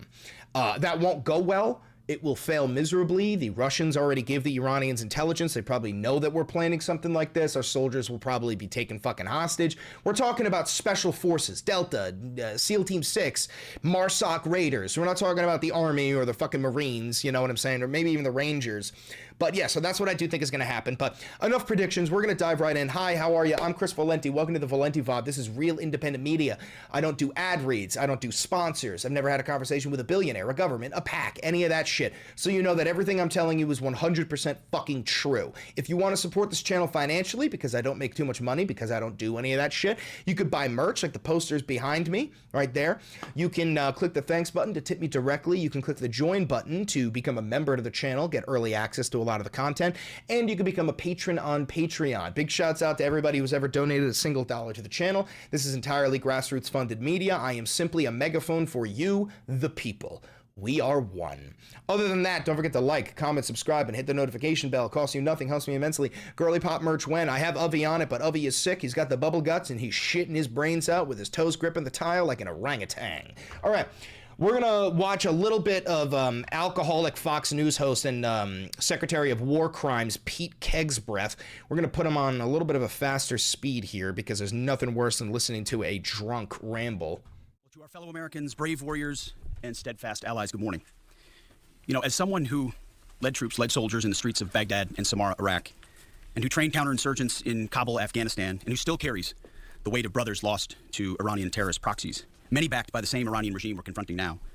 This fight, Operation Epic Fury, it hits home. Our generation understands this fight. For 47 years, these barbaric savages in the Iranian regime have murdered our brothers in arms. My guys, your guys, our guys. No, they haven't. No, they haven't. This fucking dumb piece of shit is claiming that every single soldier who died in the Middle East over the past 22 fucking years were actually dying at the hands of Iran. Not at the hands of the Iraqi people who were being fucking invaded by the great Satan of planet Earth, the United States of America, planting fucking roadside bombs to keep out the foreign invader, low-key based. You want me to have a fucking problem with that? The fuck do you think you would do? What do you think you would do if Canada just sent their military to invade the United States from the north? You know what you'd be doing? Planting roadside bombs. Through their terrorist proxies and cowardly attacks, now they race toward a nuclear bomb to hold the world hostage. The Iranians have targeted and killed thousands of my American brothers. No, they haven't. That race to a nuclear bomb, President Trump will never allow it. Also, the former Ayatollah, the one that we murdered, Ayatollah Khamenei, he said numerous times that Iran does not want a nuclear weapon. That is completely antithetical to the practice of Islam, right? Now, here's the thing. Nuclear weapons are antithetical to all religion, okay? First of all, I firmly believe that religion is a bad thing, that all religions have spilt more blood. Religion in and of itself, as a human invention, has spilt more blood and caused more bloodshed than any other human invention. But nuclear weapons are antithetical to any and all religions because you are destroying everything. You're destroying everything, and one man gets to make that fucking decision. You know damn well that if Jesus Christ came back, the first fucking thing he'd do is round up those nuclear bombs, put them in a net like Superman, and launch them at, I don't even know, Venus? Nah, we kind of like Venus. Which is the one that we said is no longer a planet? Uranus? I'm just kidding. Uranus is a planet. But, like, Pluto, maybe? Like, yeah, fuck it, bang! And just send it over there. Not now, not ever, not on our watch. The mullahs are desperate and scrambling. Like the terrorist cowards they are, they fire missiles from schools and hospitals. Okay, that's A, the most Israeli shit you've ever said. I wonder if Bibi Netanyahu wrote this speech. B, that's a complete fucking lie. And C, the reason why you're saying that is because, get this, guys, we have bombed 40 plus schools in Iran and 20 plus hospitals, including a NICU, where the infants are, the newborns are. Fucking Iranian nurses carrying 3 infants each running for their lives through the streets because we are purposefully targeting hospitals. Deliberately targeting innocents because they know their military is being systematically degraded and annihilated. Iran's neighbors, and in some cases, former allies in the Gulf, they've abandoned them. And their proxies, Hezbollah, the Houthis, and Hamas, either broken, ineffective, or on the sidelines. Not true whatsoever. Hezbollah and the Houthis are fighting against Israel. The Israeli military is literally lining up on the fucking border of Lebanon to invade. They've been bombing Lebanon this entire time. Hezbollah is firing missiles straight past the Iron Dome. This is complete bullshit. Now, again, I want you to remember that when we're watching this, and this is an unfortunate reality, anything and everything that the United States government tells you is a lie. If Donald Trump says we're winning, that means we're losing. If Pete Hegseth says Hezbollah is no longer a threat, it means they're a threat. You cannot trust a single fucking word from this regime. These are fascists. They are liars. They will never tell you the fucking truth. Iran stands alone, and they are badly losing. Iran does not stand alone. The Russians are literally giving them military intelligence on American positions throughout the fucking region. On day 10 of Operation Epic Fury, we are winning. We are losing. We are actively fucking losing. Overwhelming and unrelenting focus on our objectives, which are the same as the day I gave my first briefing here on Operation Epic Fury. They're straightforward. Before we even listen to him, why don't you tell me what are the objectives? Why don't you tell me? Because he says the objectives are clear, laid out, and have been firm since day one. What are the objectives? Can you tell me? I can't. Was it to assassinate the Ayatollah and his entire family? Was it regime change? Was it destroy the Iranian military? Was it destroy their ballistic missiles? What were the objectives? We are executing them with ruthless precision.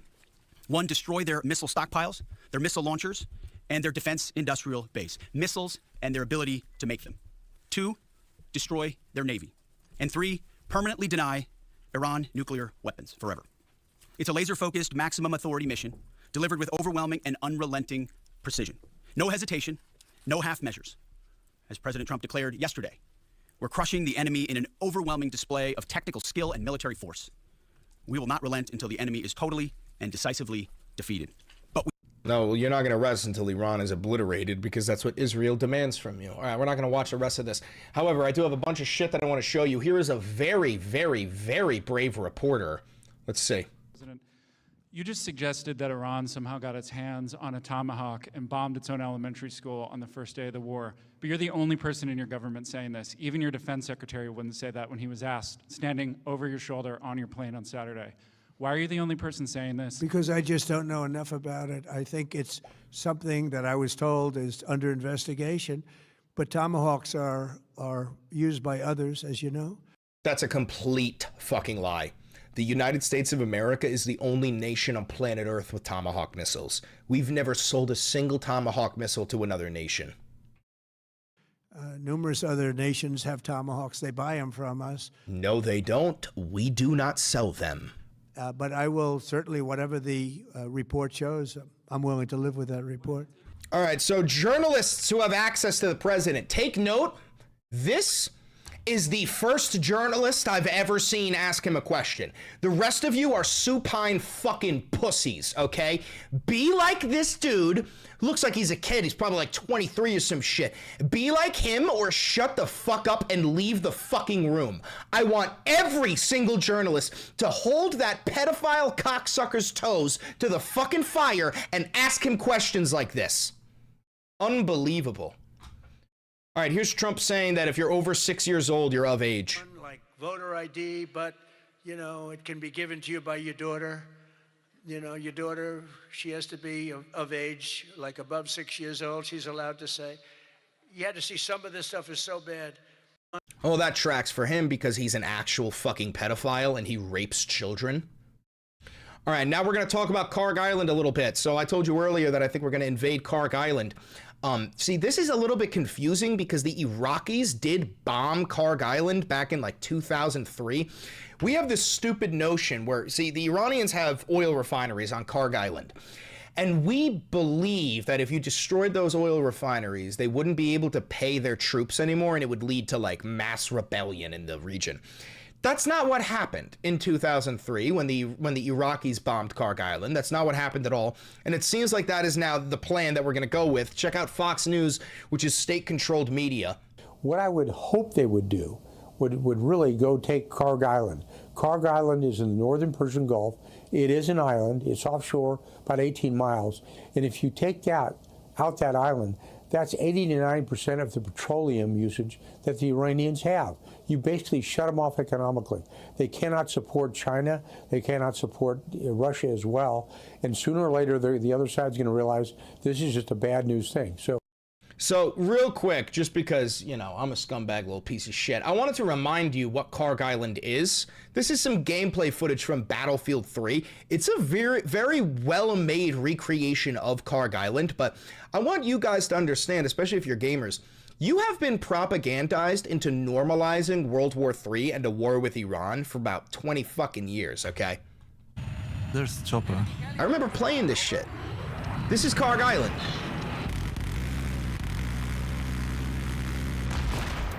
You see those oil refineries right there? You want to see what Karg Island looks like in real life? Bro, it's like a perfect recreation of it. It's like a perfect recreation of that fucking island. There you go.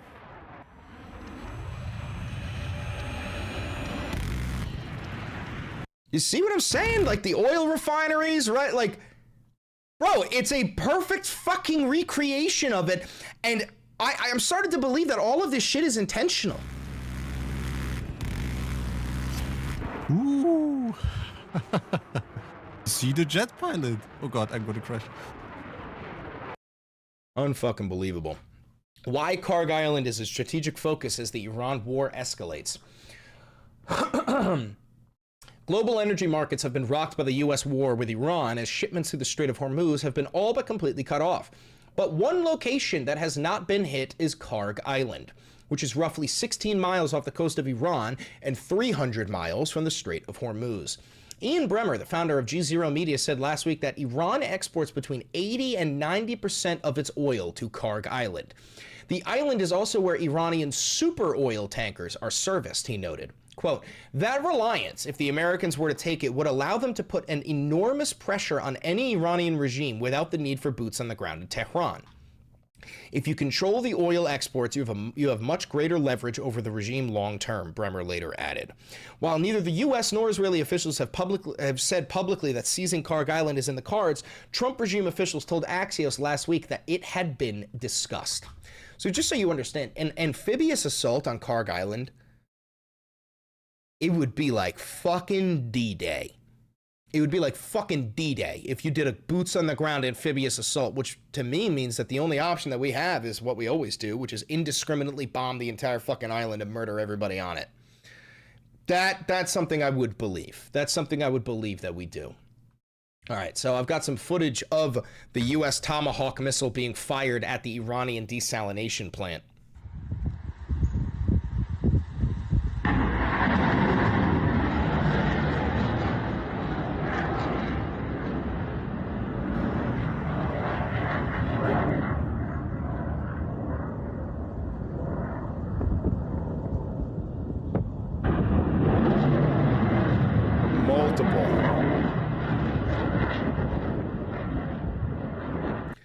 And it's so fucking stupid, dude. It's so fucking stupid because I had this queued up, right?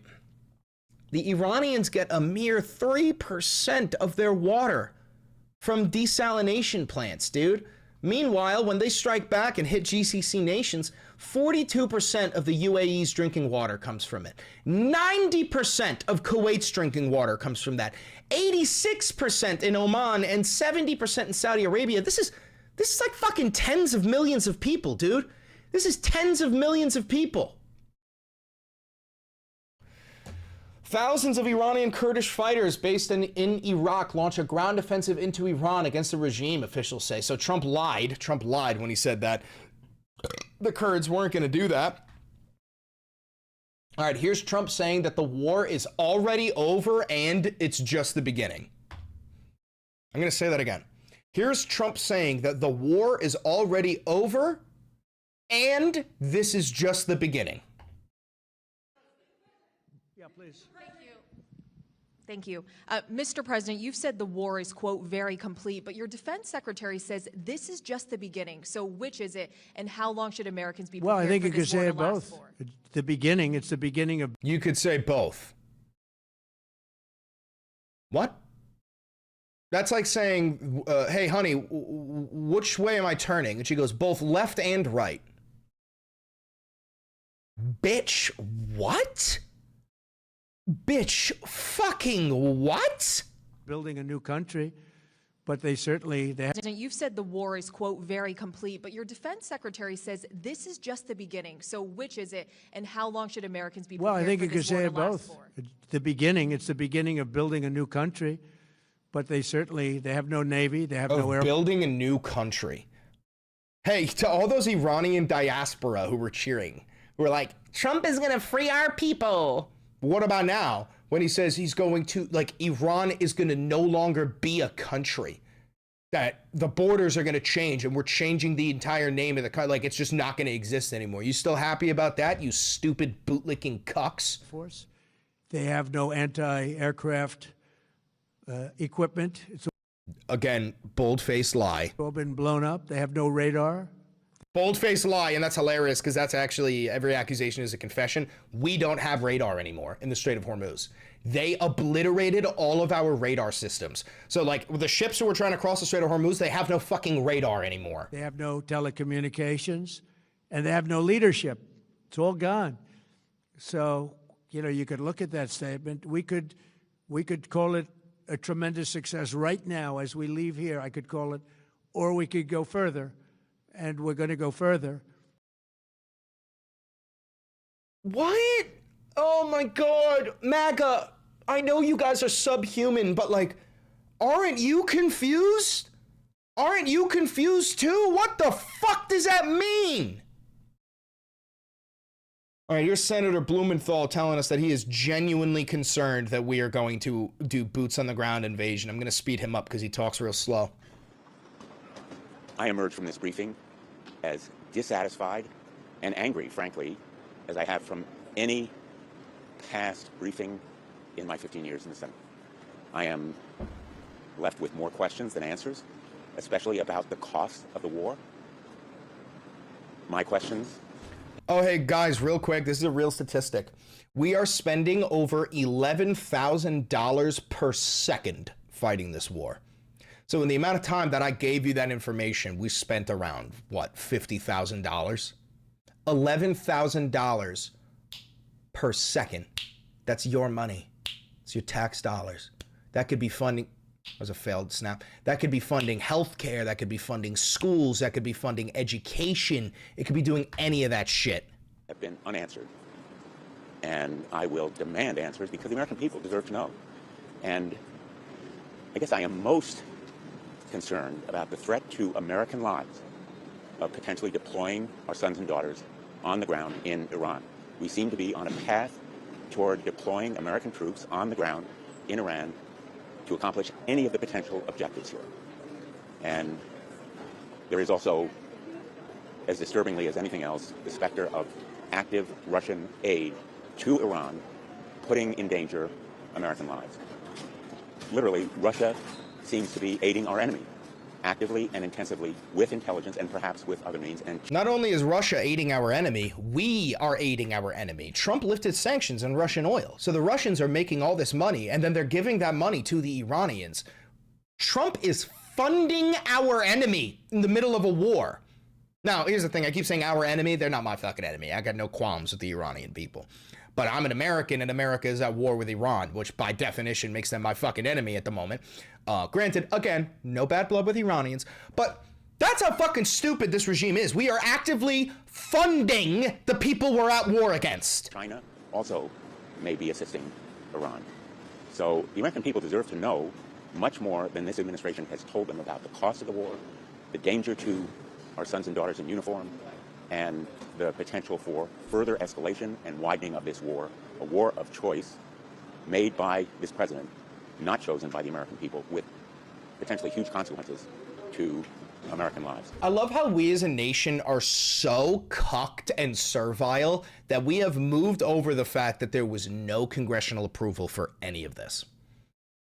And like, here's the thing, I understand no congressional approval for the bombing runs. That's something you could get away with. But the fact that we are entertaining the possibility of boots on the ground invasion without Congress means that this is no longer a democracy. Like, your elected officials who are supposed to represent you quite literally do not have power anymore, which means that he is not a president. He is the Führer. Like, we're completely moving past that shit, dude.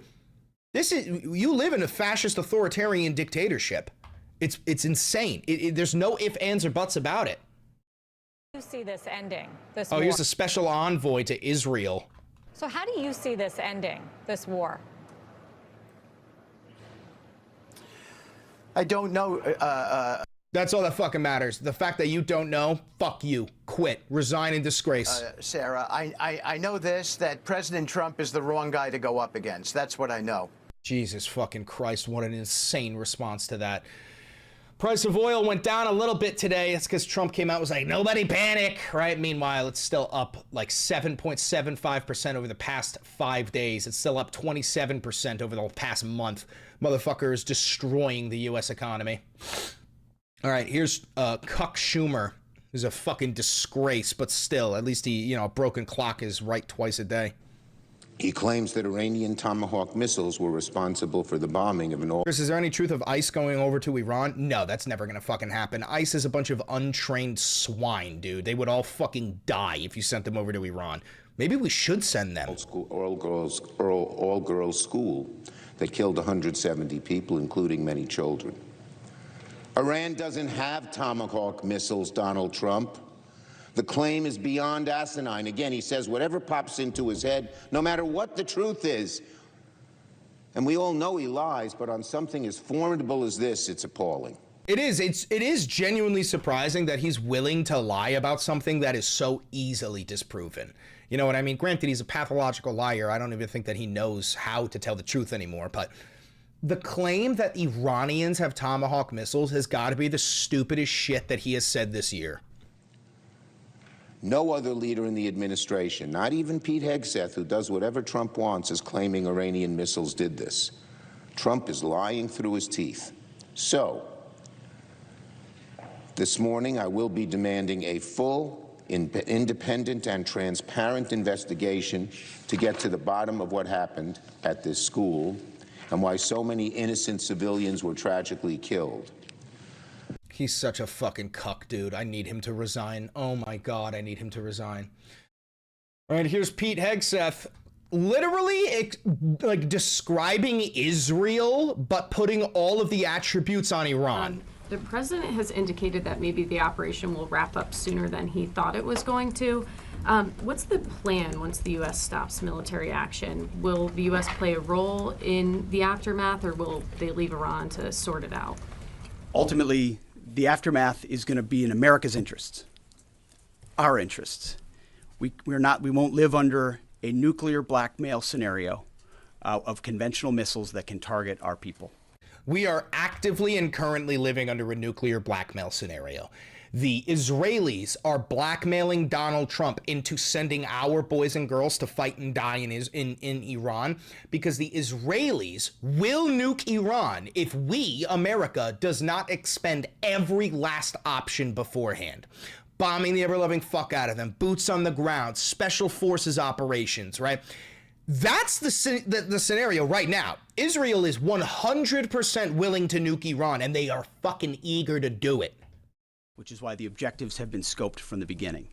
Missiles, missile production, a defense industrial base, Navy, all in service of ensuring they don't have nuclear power projection capabilities. That's what matters to President Trump. That's what matters to the American people. And ultimately, that's why we're so laser focused on ensuring. Now, what matters to the American people is the price of groceries and the price of health care and the price of rent, which is all going up while minimum wage has not been increased a single fucking time since 2007. And those objectives alone are met. Thank you. I got more for you. Here's Trump talking about taking over Cuba. Calls it a friendly takeover. He's dealing, and it may be a friendly takeover. It may not be a friendly takeover. It wouldn't matter, because they're down to, as they say, fumes. They have no energy. They have no money. Yeah, because you are starving them to death. They're in deep trouble on a humanitarian basis. Yeah, oh my God, he's admitting that you literally started a humanitarian crisis in Cuba. You did a blockade. You're not allowing anything in.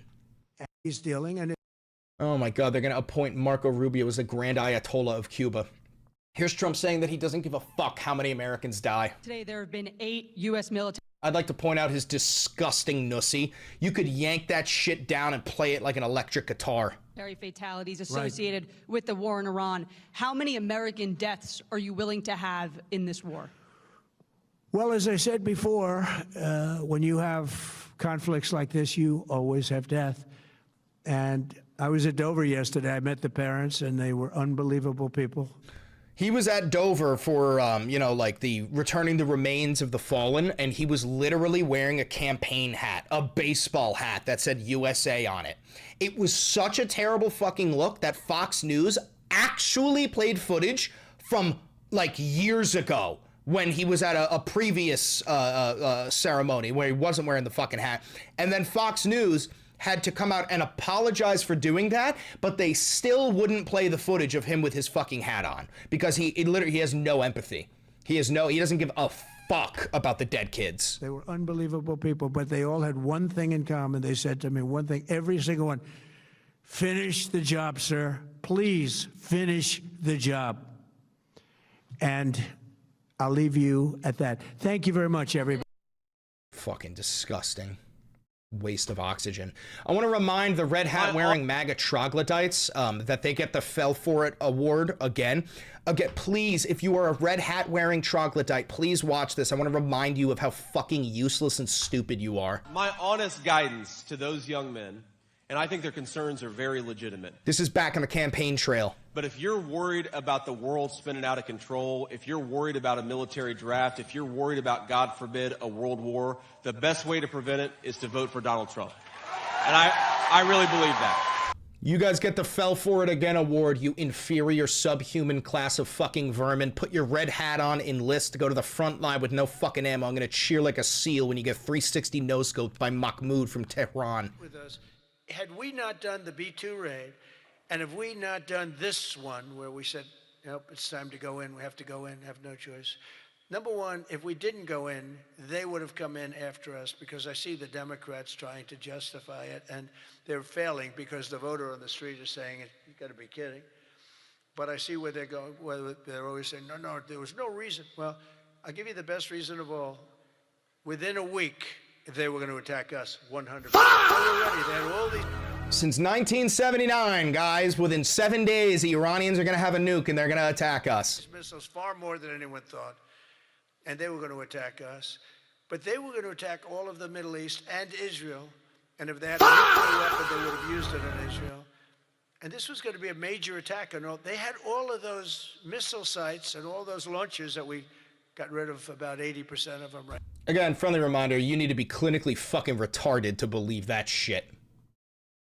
All right, here's Trump accusing Iran of doing what Israel is actually doing. I think you're going to see some real numbers when this gets, because this was always a dark cloud hanging over not only Israel, which was going to get wiped out.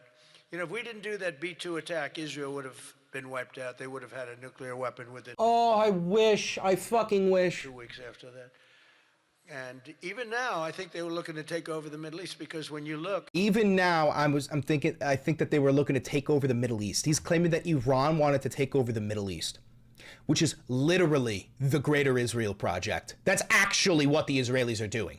And Netanyahu does not hide this fact. He actually talks about this publicly. Like, yeah, we're going to take over the entire Middle East. You had, what's his fuck?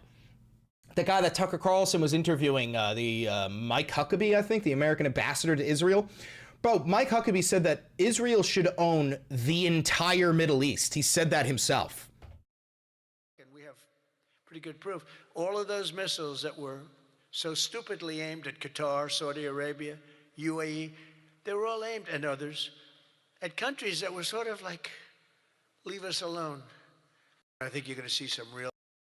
Unfucking believable. And also, let's not pretend like they were bombing those other countries. They were bombing American bases in those other countries. That's American fucking soil. To the point where if you were born on one of those bases, it's considered being born on American soil. Like, why are we fucking pretending? All right, here's Trump with just some blatant racist lies to explain why we bombed their desalination plants. Iran today accused the U.S. of getting a desalination plant in Iran. And they said that might open the door to other strikes on infrastructure, non-military. Now us to also open the door to other strikes against them. Look, you respond to that allegation? Did the U.S. say that Iran? They are among the most evil people ever on earth. They cut babies' heads off. They chop women in half. What they did, take a look at October 7th. Take a look at what they've done over the last 47 years. All of these accusations are things that Israel does. So I know nothing about a desalinization plant other than to say, if they're complaining about a desalinization plant, Desalination, you bumbling fucking dipshit. We complain about the fact that they shouldn't be chopping babies' heads off, okay? So Trump is just the most racist fucking man. Just the most racist man. Bahrain says water desalination plant damage in Iranian drone attack. We already know this. So the Iranians are targeting GCC nations. That's some stupid breaking news. This is important here. Trump says that he's not happy with Iran's choice of a new supreme leader. So here we go. In just a couple hours, the Pentagon is set to hold a press. Over soon. Are you thinking this week it will be over? No, Are you talking but soon. about days? I think soon. Okay, and with respect Very soon. Look, everything they have is gone, including their leadership. He goes on to say that he's not happy with the new supreme leader. The new supreme leader is the former supreme leader's son. So this guy, the new Ayatollah of Iran, we murdered his father, we murdered his wife, we murdered his siblings. I'm pretty sure we murdered his children as well. And you still think that you're going to be able to negotiate with him? I said this before on stream before I started recording. I'm a leftist. I'm a socialist. I'm staunchly anti-war. But let's say that I was the president and then a foreign power murdered my mom and my brother. And at that point in my life, if I had kids, my nieces, my nephews, I would become a warmongering nationalist overnight. I would immediately drop all the leftism. I go, all right, yeah, no, we need to fucking murder the entire country that did that. That is what your turn, and you already are claiming that the Iranian people are like an Islamic theocratic regime that cuts babies' heads off and is crazy. So, like, do you think that is gonna make things better? You fucking moron! Holy shit! Iran's threat, oh yeah, this one came out earlier. Iran's threats on U.S. soil. So allegedly, we deciphered some Iranian message that was sent out to all their sleeper cell agents, telling them it's time to strike. That the message said, "Tabajo, tabajo," which is the Persian word for attention, and then an eerie male voice read a seemingly random string of numbers, bro. Oh my God, dude, this is Mossad, by the way. This is an Israeli false flag operation, but it's Black Ops number broadcast. They're pulling shit from video games, dude. This is what happens in Call of Duty Black Ops. Play it. This is the end of Call of Duty Black Ops.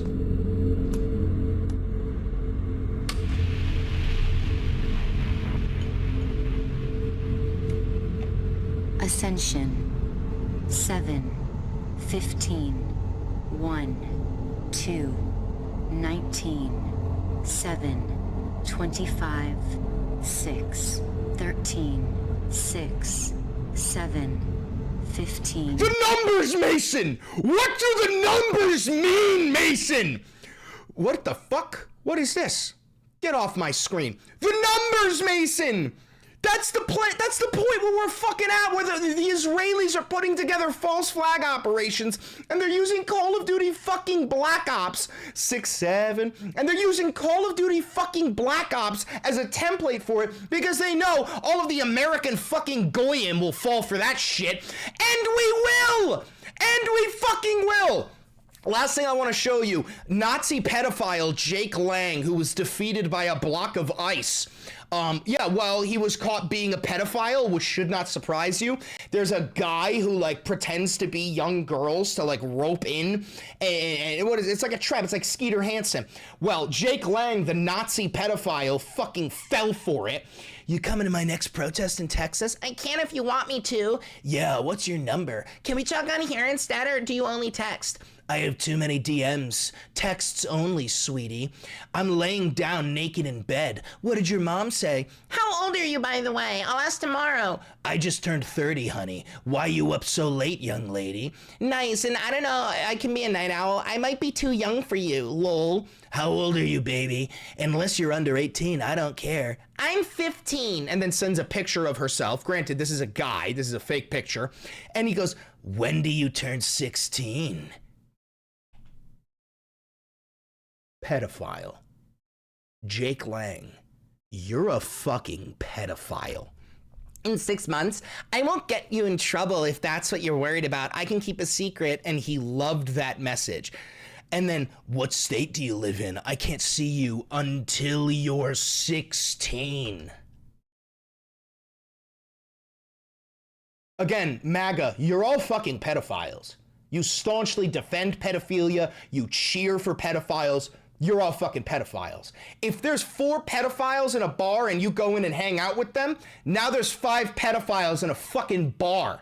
You goddamn red hat wearing inferior troglodytic subhuman fucking vermin. I can't say what you should do, but that little itch in the back of your head that makes you think you should go to therapy, listen to that voice. Fucking do it. Your mother will cheer. Just do it. Do us all that favor and do it. You know exactly what the fuck I'm talking about. Anyway, I hope to God that clip comes back when I run for president. They go, what were you insinuating there? And I go, I think we all know what we were insinuating. And I think this nation would be in a better place if those 77 million people who voted for Donald Trump did just do it.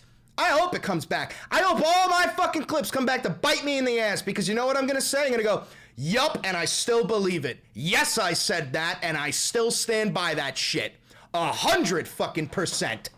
Anyway, that's all I got for you. If you're here live, you stay. We got to make a thumbnail for that video. If you're watching this pre-recorded on YouTube, thank you very much for tuning into the Valenti VOD. Don't forget to like, comment, subscribe, and hit the notification bell. It costs you nothing, and it helps me immensely. Do me one last favor. Click that video right over there. It's a banger, and I know bangers. There we go. Oh my God, somebody said you're such a performative liberal. I'm literally not even a fucking liberal. And if you think this is performative, that's because you've never encountered somebody who actually wears their beliefs on their sleeve. You know, you probably watch people like Tim Pool and the older millennial and Charlie fucking Kirk. So, you know, you're only used to lying cocksuckers, so can't really help you. Can't really help you out, brother. Anyway, let's get that up.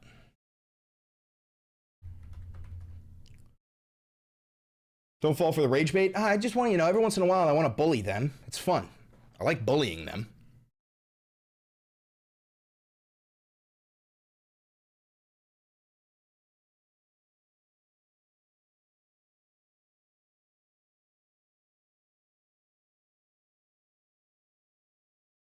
All right. So what do we need?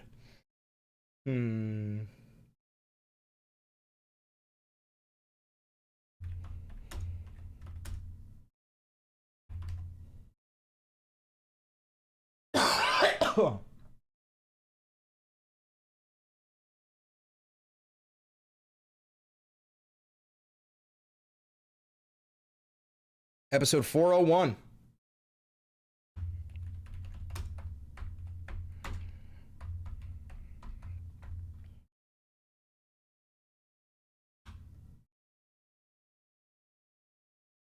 I'm seeing a Broadway play tonight, by the way. Dog Day Afternoon with John Bernthal, and then the guy who says cousin all the time in The Bear.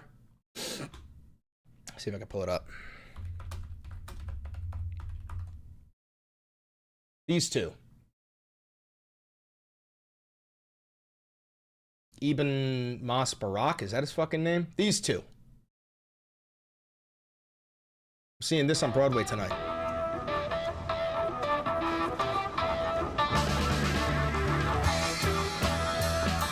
That's going to get copyright struck, so I'm going to have to cut that. But you know what I'm saying. I'm seeing that. It's going to be great. It's going to be fucking great. Thank you for the $2. Was that a Rocketeer in your thumbie draft? It was. It was. I keep Rocketeers in there just for shits and gigs.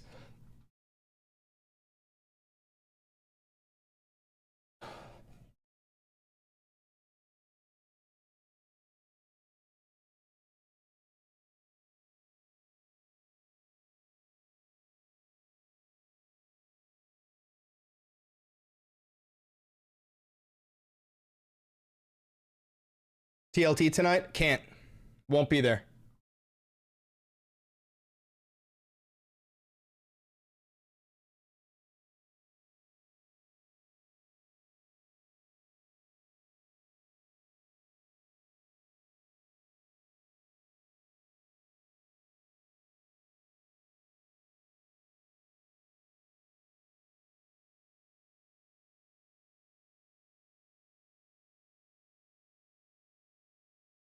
You can't even run a mile. You expect him to play laser tag? Dude, I play laser tag all the fucking time. My recent, I think I went like 135 and like 30 something, bro. And also, dude, I do cardio every single fucking day. I guarantee you I'm in better shape than you. Let's be honest here. You know, you probably don't have the audacity to post a single fucking picture of you online. Why don't you tell us your Instagram? We'll pull it up. We'll see what you look like. It'll be fun. Come on. invade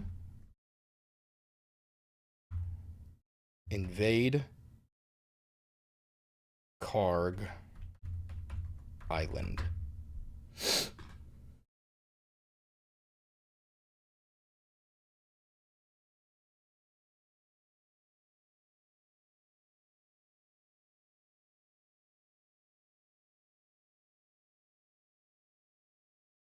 All right, let's get that uploaded.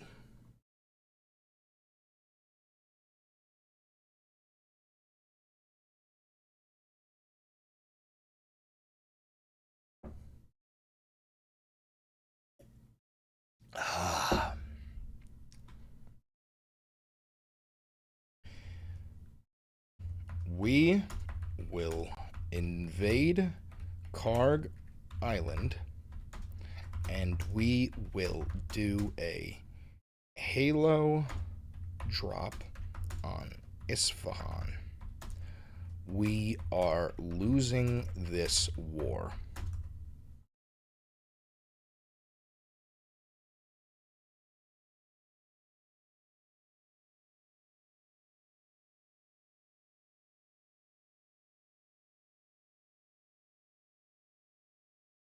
All right, we need some titles. All right, let's see.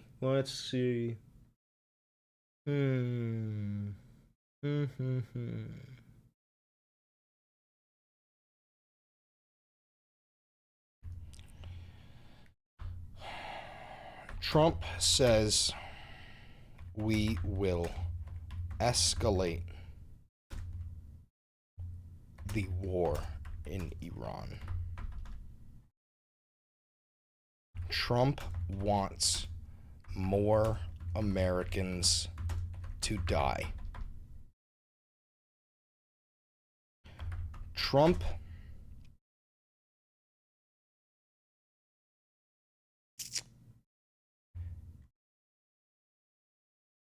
escalates World War III.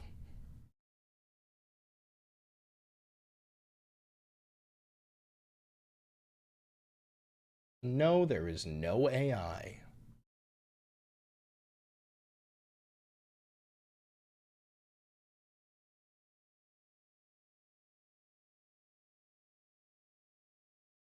Oh, that's not right. There we go.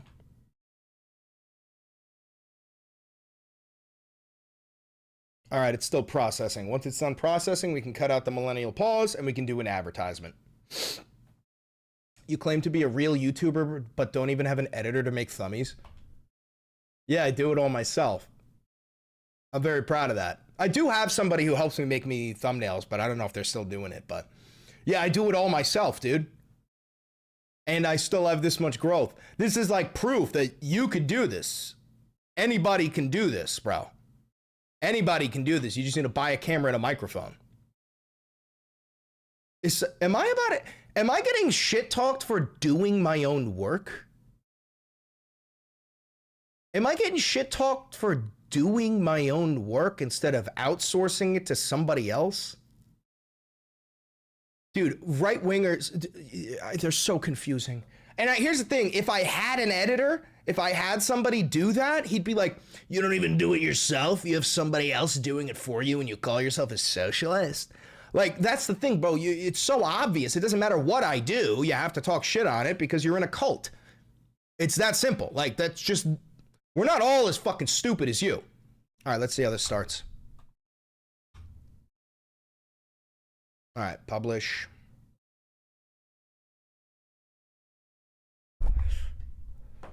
I got to cut out the first couple of seconds of that real quick.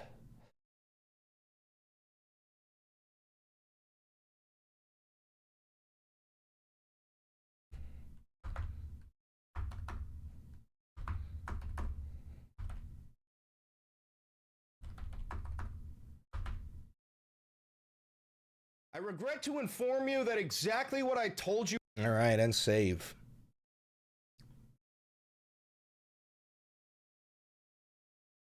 Beautiful. Is Mao still here, Mr. Mao? I wanted to ask you, Why do you support pedophilia? I wanted to ask you, Mr. Mao, why do you vehemently support pedophilia?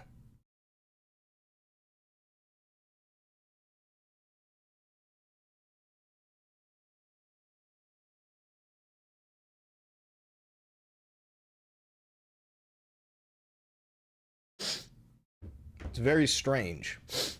I voted for Jill Stein. No, but you support Donald Trump. You support Donald Trump, which makes you a pedophile. Why do you support pedophilia? It doesn't make sense.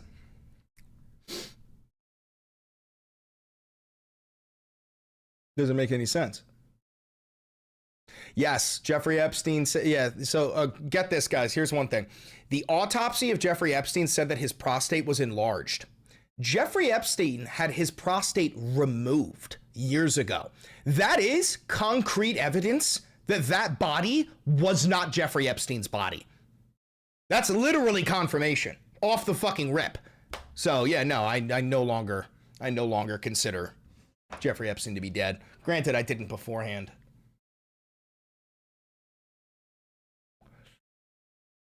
Oh, we got to make our advertisement. Quick ad, quick ad, quick ad.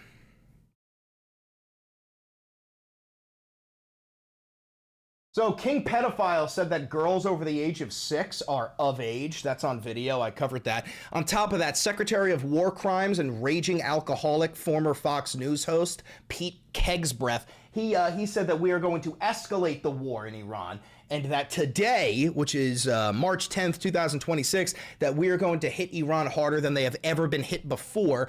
This comes after footage of a U.S. Tomahawk missile striking an all-girls school, murdering 175 little girls between the ages of 7 to 12. And then Trump came out with probably the most bold-faced lie I've ever seen him say, where he goes, well, the Iranians, they have their own Tomahawk missiles. You know, they stole Tomahawks from us, and plenty of other nations buy Tomahawks. Not true. Bold-faced fucking lie. There is no nation on planet Earth that has Tomahawk missiles other than the United States of America. If you disagree with that, you're mentally fucking ill. This is an irrefutable fact, and facts don't care about your feelings. Other than that, we are going to invade Karg Island. 100%. We are going to invade Karg Island. Battlefield 3 players rejoice. They have been propagandizing this shit, just desensitizing us into that war with Iran since, like, what? When did Battlefield 3 come out? 15 fucking years ago? Maybe even more. So yeah, that's going on. What else? Trump says he's not happy with the new Ayatollah, who was the son of the former Ayatollah, and that he cannot live in peace. And that's ironic because, well, we murdered his grandfather, his father, I think his wife, his kids, and his siblings. So it's like, what do you think? You're going to negotiate with him? Are you a fucking idiot? You already claimed that they were a violent theocratic Islamic regime beforehand that cuts off babies' heads and shit. Well, what now? Now you think you're going to be able to negotiate? You're a fucking idiot.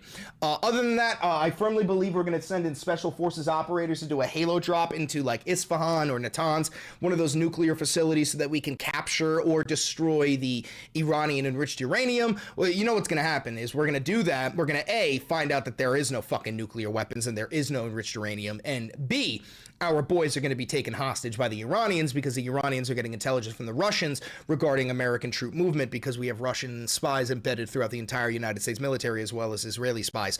Also, there have been warnings of Iranian sleeper cells who were activated by, you're never going to believe it, by a broadcast that was just saying numbers 3, 31, 5, 6, 7, 6, 7, straight out of Black Ops 1. That is Mossad. That's an Israeli false flag operation, and they're getting so fucking lazy, they're just stealing the plot of Black Ops 1.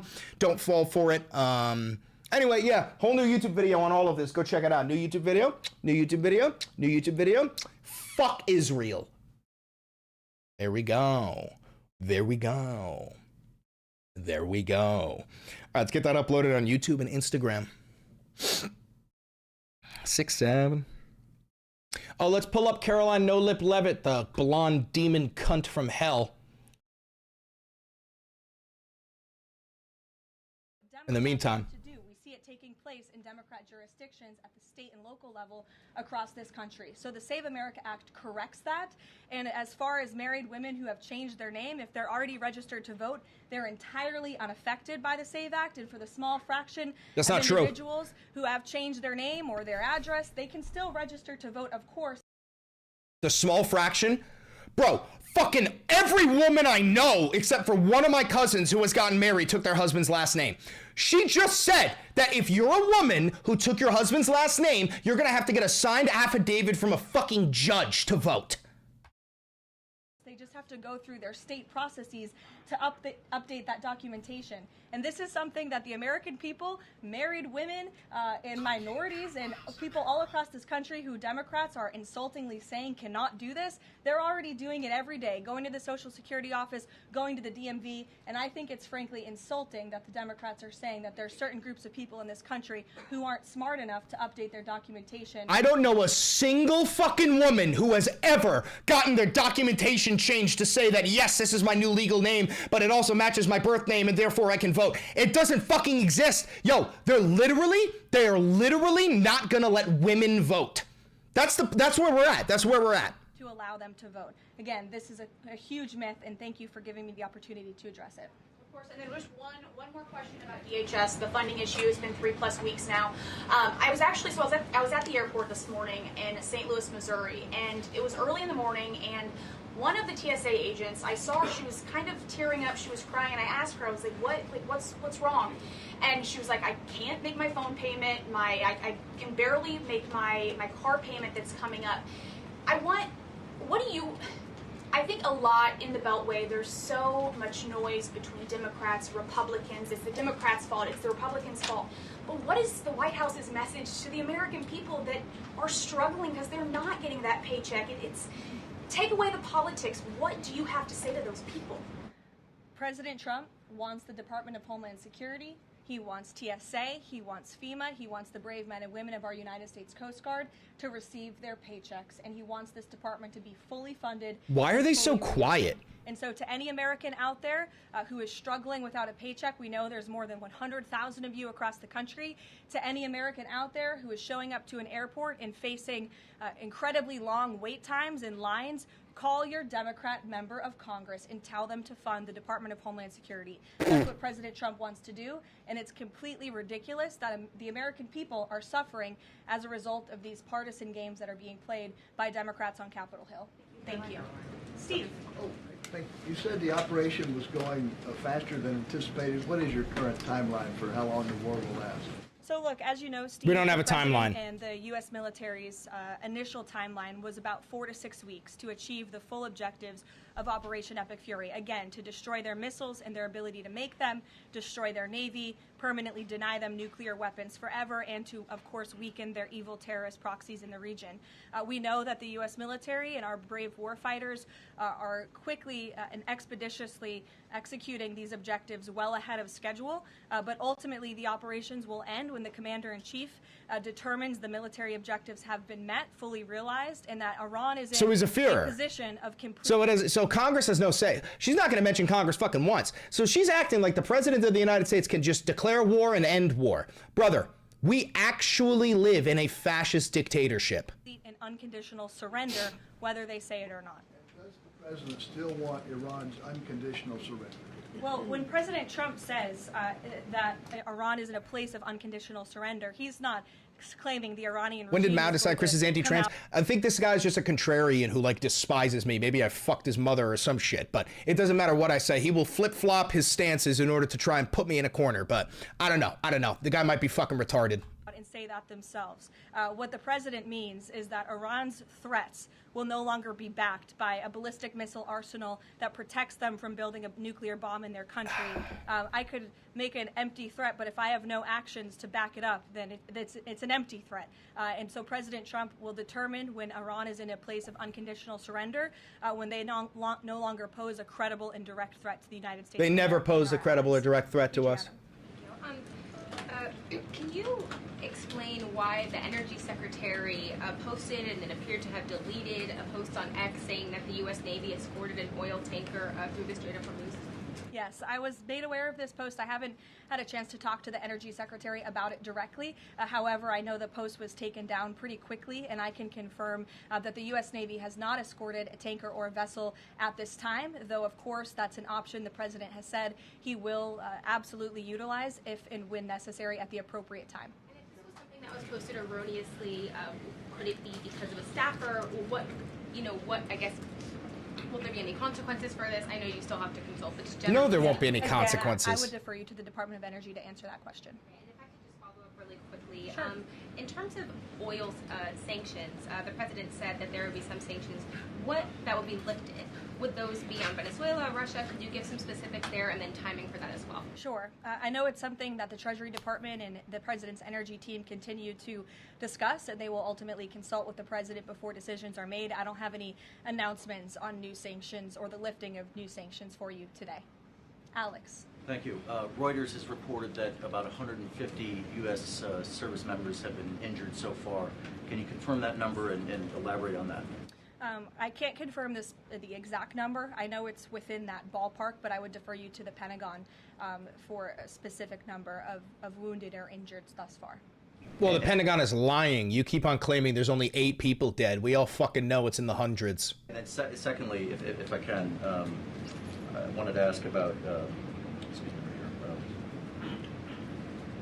there was a briefing on the Capitol Hill today, and some senators came out and said they were more convinced than ever that there would be U.S. boots on the ground. Senator Blumenthal said that, in fact. Your reaction to that and any update on President Trump's thinking about it? Look, I would say that Democrats on Capitol Hill are clearly being quite disingenuous. 3 years ago, not a single Democrat voted against the resolution condemning Iran as the world's leading state sponsor of terror. Yet now, with President Trump as commander-in-chief finally taking the action that so many Democrats have called on the commander-in-chief to do for many, many years to wipe out the threat of a rogue Iranian terrorist regime, now all of a sudden Democrats are playing politics with this long-standing bipartisan policy of the United States, and 53 of them. A lot of people probably don't understand that the Democrats and the Republicans are a uniparty when it comes to war with Iran, right? The overwhelming majority of Democrat politicians are also bought out by Israel. Israel has complete control over the United States government. It doesn't matter whether you're right wing or left wing. They control the entire United States government. So it should not surprise you that Democrats are also on board with this war. As for the timeline of the military operations with respect to Iran, we have objectives that we have laid out that the commander-in-chief wants to see achieved. When they are achieved, then it will ultimately be up to the president to end this operation. Okay, so I think you're not exactly addressing my question, though. Is that political objective also necessary for the president to decide to end this war? Look, again, I just told you the objectives of Operation Epic Fury. When those objectives are met, the president will dictate the end of these operations when he deems that Iran no longer poses a credible threat to the United States of America. And again, it goes back to what does that unconditional surrender look like? Iran can talk all they want, and their words will be very empty when we've completely annihilated their navy as we are doing, when we've taken out the threat of their ballistic missile capability, when we can firmly, finally ensure that they can no longer make a nuclear bomb to threaten the United States and our allies and our troops in the region. And that's what President Trump is ultimately seeking to do with respect to this operation. Just because I'm confused, Mao, I mean, you said you voted for Jill Stein, but seemingly you support Donald Trump. Could you just clarify what your position is or why you despise me so much? I'm just confused because it doesn't really make sense. You haven't made any points. I need to know what your stance is, why you hate me so much, because you're pro-trans, but you're also pro-war with Iran. It doesn't make any fucking sense. You do seem like a Fed. Jennifer. There was a shooting outside of a synagogue in Baltimore. Do you know if the president has been briefed on that, and do you have any more details on what happened? I don't, but we certainly will get you more details, Jennifer, and I don't know if the president has briefed, but I'll check on that when I get back to the Oval Office after this. Sure. Thanks, Caroline. The president said yesterday for the first time that he had to strike Iran because he believes that Iran was going to strike U.S. targets within 7 days. And then My stance is baiting you? Okay, permaban. Permaban him. Bye. And bump that down later to 3 days. Where is he getting that? Well, that's not the first time the president has said that he chose to launch Operation Epic Fury because he felt as though Iran was going to strike the United States and our assets in the region first. Again, I addressed this in the last briefing.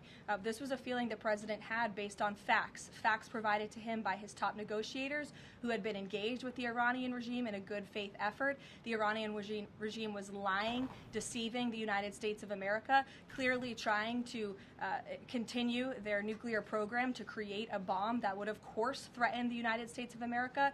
Again, their ballistic missile arsenal, they were rapidly and aggressively increasing that by the month to a place where they would essentially build immunity for themselves, where a future president or President Trump would not be able to launch this incredibly successful operation. And so the president, again, as I have reiterated and he has said, was not going to sit back and allow the Iranian regime to threaten or to attack the United States of America any longer. But there are no U.S. leaders or Israeli leaders who are making those same claims. So is he making this up to justify his decision to go to war now? Yes. The president is not making anything up, Nancy. He is looking at this every single day based on intelligence, based on facts, and based on intelligence that he himself and his By the way, this 28-year-old trailer park cum slut, she is married to a 61-year-old man who impregnated her before they were fucking married. Now, again, I have no problem with premarital sex, but you are a religious zealot. You preach Christian values,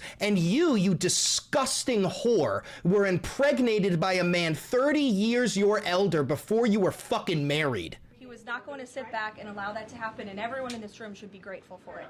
John.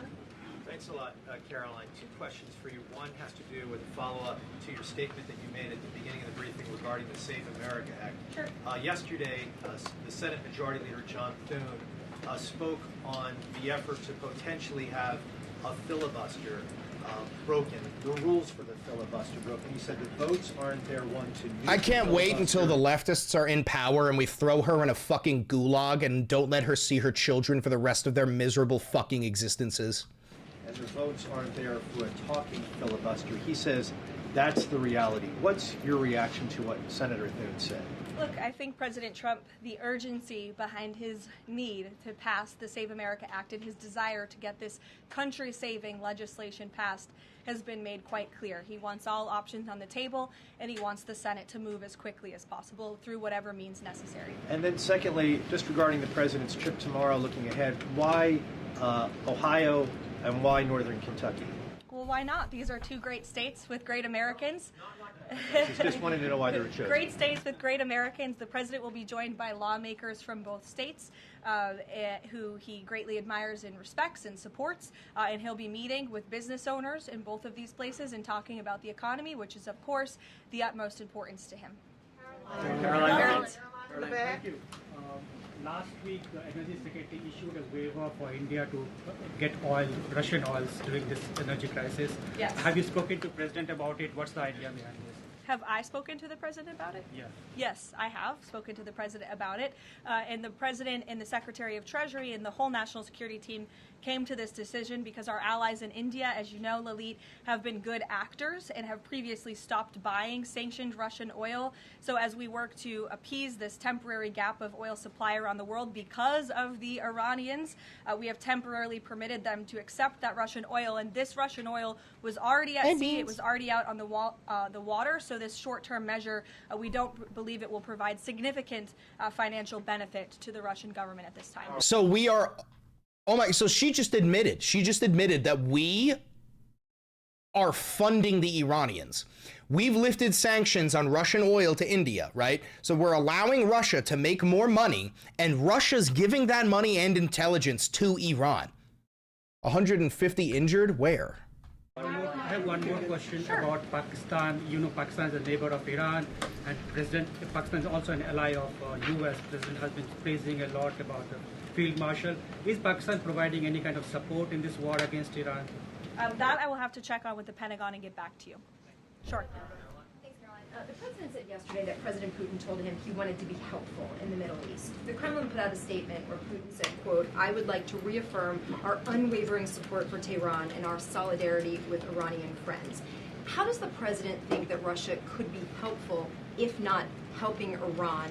And did the president push Putin on Russia sharing intelligence with Iran in this war? The president and his special envoy Witkoff have both said that, of course, they've sent a message to Russia that if that was taking place, it's not something they would be happy with, and they hope that it is not taking place. As for further details about the discussions between these two leaders, I'll leave it to the president to divulge any more of that conversation, but he did confirm it yesterday and provided you with a little bit of the background in his view and his perspective, as he always does. Associated Press just confirmed that.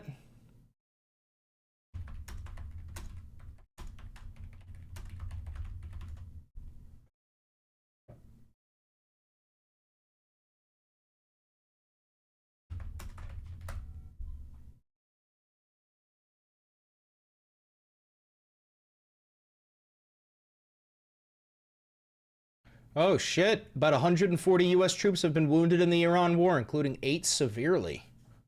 Oh, okay, so I was right. I told you.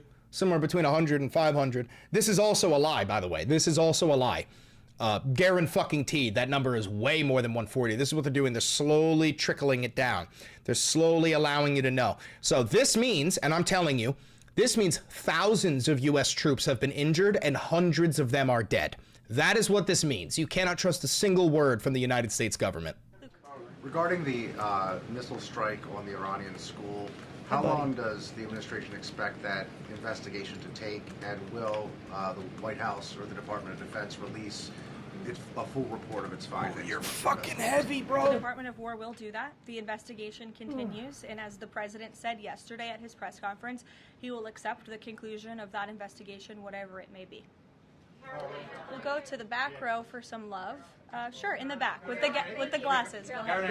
Regarding the shield of the Americas, Caroline, and then you can go, but go first. Okay, thank you. Is there an update regarding? You have rough real estate back there, so I'm trying to give you some love. Is there an update regarding Cuba, and also is an economic deal imminent? Sure. I don't have any updates on Cuba for you today. Obviously, this is something the administration is actively dealing with. The president's made it quite clear, it's his belief, based on fact, that the Cuban regime is bound to fall. The country is obviously in a very weak place. Yes, I did see that. So Israeli soldiers dressed up as Lebanese soldiers. They disguised themselves as Lebanese soldiers. They invaded Lebanon. They went to a graveyard. They murdered everyone at the graveyard. They desecrated all of the graves. They dug up all of these bodies, and they were looking for an Israeli pilot who went missing in the 1980s. This is real. This is a confirmed story. Economically speaking, the people are crying out for help, and the president believes and knows that the Cuban regime wants a deal. So as you know, Secretary of State Rubio has been engaged in those conversations as directed by the president. I don't have any updates for you today, though.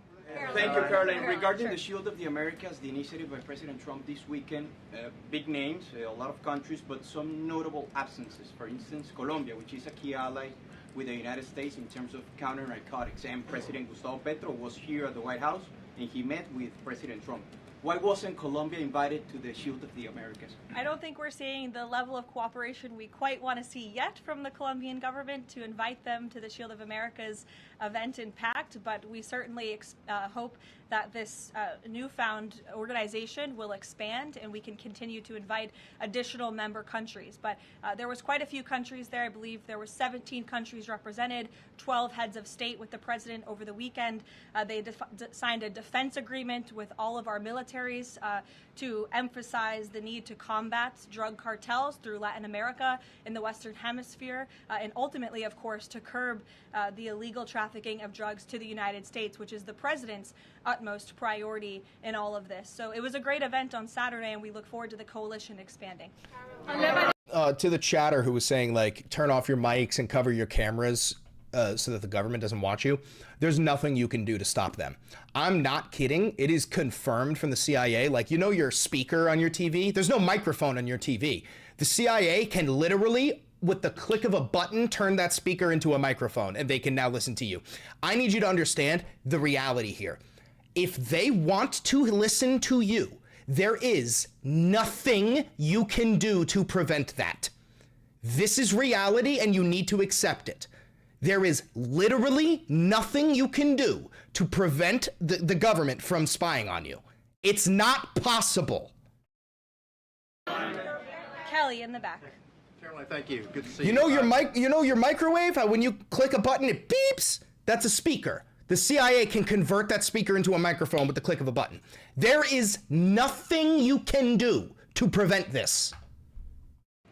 I want to get back to another question that was asked earlier. It talked about the political aspects, but there's also the ideological and the spiritual aspects of what Iran has said for 47 years. Death to America, death to Israel. And we've just finished talking about the fact that terror has been around the world. Iran has been the nexus of that in so many ways. Has the president stated clearly to the American people why this is such an imminent threat in order for Democrats on Capitol Hill and Republicans and the American people to understand how imminent the threat was? I think he has, Kelly. I mean, you've heard from the president on an almost daily basis over the course of the past 10 days. You've heard it from me at this podium. You've heard it from the Secretary of War, the Secretary of State, the Vice President of the United States. You know, the president's top cabinet and his officials have been repeatedly explaining to the American public the threat that Iran has posed to our country in this moment, but of course over the course of the past 47 years. And their words, again, chanting death to America, speak for themselves. Go ahead. You can follow up. Why the division within the American people? I realize that we have the people are talking about the War Powers Act. They're talking about all kinds of issues. But have people forgotten just how imminent that threat was? If they keep saying death to America, it was never death imminent. to Israel, they mean it. Look, I don't think the American people have forgotten, but I think Democrats on Capitol Hill, they have not forgotten, but they are just so plagued with this resistance to President Trump on everything that they do that, again, they can't even rally behind the common sense, bipartisan, long-standing principle of the United States of America that Iran absolutely poses a threat to the United States, that Iran is the world's leading state sponsor of terrorism. Wrong, that's Israel. That's reflected again in their voting pattern. In 2023, every single member of the House of Representatives, with the exception of one, I believe the final vote was 412 Friendly reminder that Israel created Al-Qaeda and ISIS. to 1 in 2023 for a resolution condemning Iran as the world's state leading sponsor of terror. Nope, and that's now Israel. In this year, under this president, in 2026, 53 Democrats voted against that exact same resolution with the exact same language. I don't think that's a change in the threat that Iran has posed to the United States. I think it's a change in the Democrat Party's thinking and their vicious hatred for President Trump. Danny? Somebody said, wait, there's cameras on birds now? Bro, we've had cameras on birds since World War I, dude. We were using pigeons with cameras strapped to them as spies. Recon. Following on, Kelly, what's the national threat level right now because of this death to America, death to Israel issue? I believe the Department of Homeland Security and the FBI have repeatedly and continuously provided updates on the threat level to the homeland. I don't want to speak on it out of turn from up here, but of course, the federal government is continuing. Israeli false flag incoming. Israeli false flag incoming, probably before summer. Law enforcement agencies across the ground to thwart potential threats to the homeland. This is something the administration obviously takes very seriously. We are thwarting threats that, frankly, most Americans don't know about because they never make headlines, but that's the great work that the Department of Homeland Security is doing, and it emphasizes and underscores the point of why Democrats need to fund and reopen fully the Department of Homeland Security right now. That was so loud. Why did President Trump say yesterday that Iran may have Tomahawk missiles when there are only 3 other U.S. allies plus the U.S. that have those missiles and therefore could... Look, again, as the president said yesterday, he will accept the conclusion of this investigation by the Department of War. I know there's been a lot of speculation in the media about who may be responsible for this. We're not going to get ahead of the Department of War and the conclusion of that investigation. The president has a right to share his opinions with the American public, but he has said he'll accept the conclusion of that investigation. And frankly, we're not going to be harassed by the New York Times, who's been putting out a lot of articles on this, making claims that have just not been verified by the Department of War, to quickly wrap up this investigation because the New York Times is calling on us to do so. Thank you. Thank you so much. Carolyn, with the DHS currently under a partial Democrat shutdown, does the administration have any specific concerns about potential impact on Homeland Security or intelligence monitoring of sleeper cells inside the United States? And do you have any comment on the bombing, the two individuals that bombed New York City or tried to? Yeah, it was absolutely despicable to see that attack in New York City. I know the FBI is investigating, and the Department of Justice and SDNY have announced they are charging those two individuals and alleged terrorists, and I know they won't rest until justice is sought in this case. Daniel. Thank you, Caroline. Appreciate it. Millions of Americans are filing taxes for the first time since the president signed the One Big Beautiful Bill Act into law. New reports say that new IRS data says that the average federal tax refund is around $3,800, a little bit up from the last period of last year. Does the president believe that the average federal tax refund increasing this year could provide a little bit more economic growth, something that he's been very focused on as the year progresses? Absolutely. And Americans are going to start benefiting from the fruits of President Trump and Republicans' labor through the passage of the One Big Beautiful Bill and these historic tax cuts. We are midway through tax season, so just to provide an update from the Treasury Department that just went out moments ago, nearly 63.5 million Breaking news, the IDF has murdered Mickey Mouse. tax returns have been processed thus far. 45% of the anticipated total number of tax returns by April 15th, so don't forget to file your taxes, people. And the average refund this year is more than $3,700. You want us to pay our taxes? Should I just write a check straight to Bibi Netanyahu, or like would it be easier if we cut out the middleman? Do you want me to just write a check to the nation state of Israel? Are you out of your fucking mind? And we know that more than 27.5 million individuals who have filed their tax returns thus far have claimed at least one of President Trump's new tax cuts. Over 3.5 million returns have claimed no tax on tips. Over 15.5 million returns have claimed no tax on overtime. Over 9.2 million returns have claimed the enhanced deduction. Breaking news, Popeye the Sailor Man literally fucking evaporated by Israeli thermobaric bombs. Seniors, and over 690,000 returns have claimed no tax on car loan interest.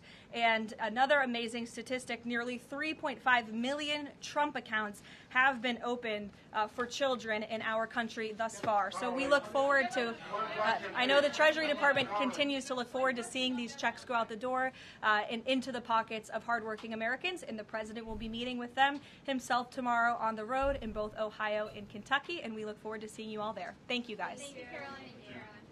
All right, you fucking demon cunt. Ew.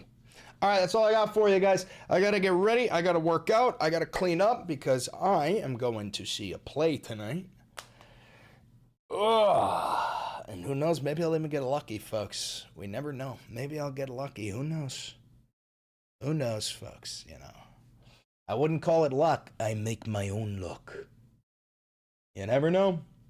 You never know. Ah! Sorry about that. Ah! All right, that's so fucked up. That's crazy. That's crazy. That's crazy. That's crazy. Crazy. Crazy. Insane. Insane. Insane. Insane. It's outlandish even. It's outlandish even. You're where to go. Thank you for the $5. All right, I'm out of here, guys. Have a good one. Bye, bye, bye, bye.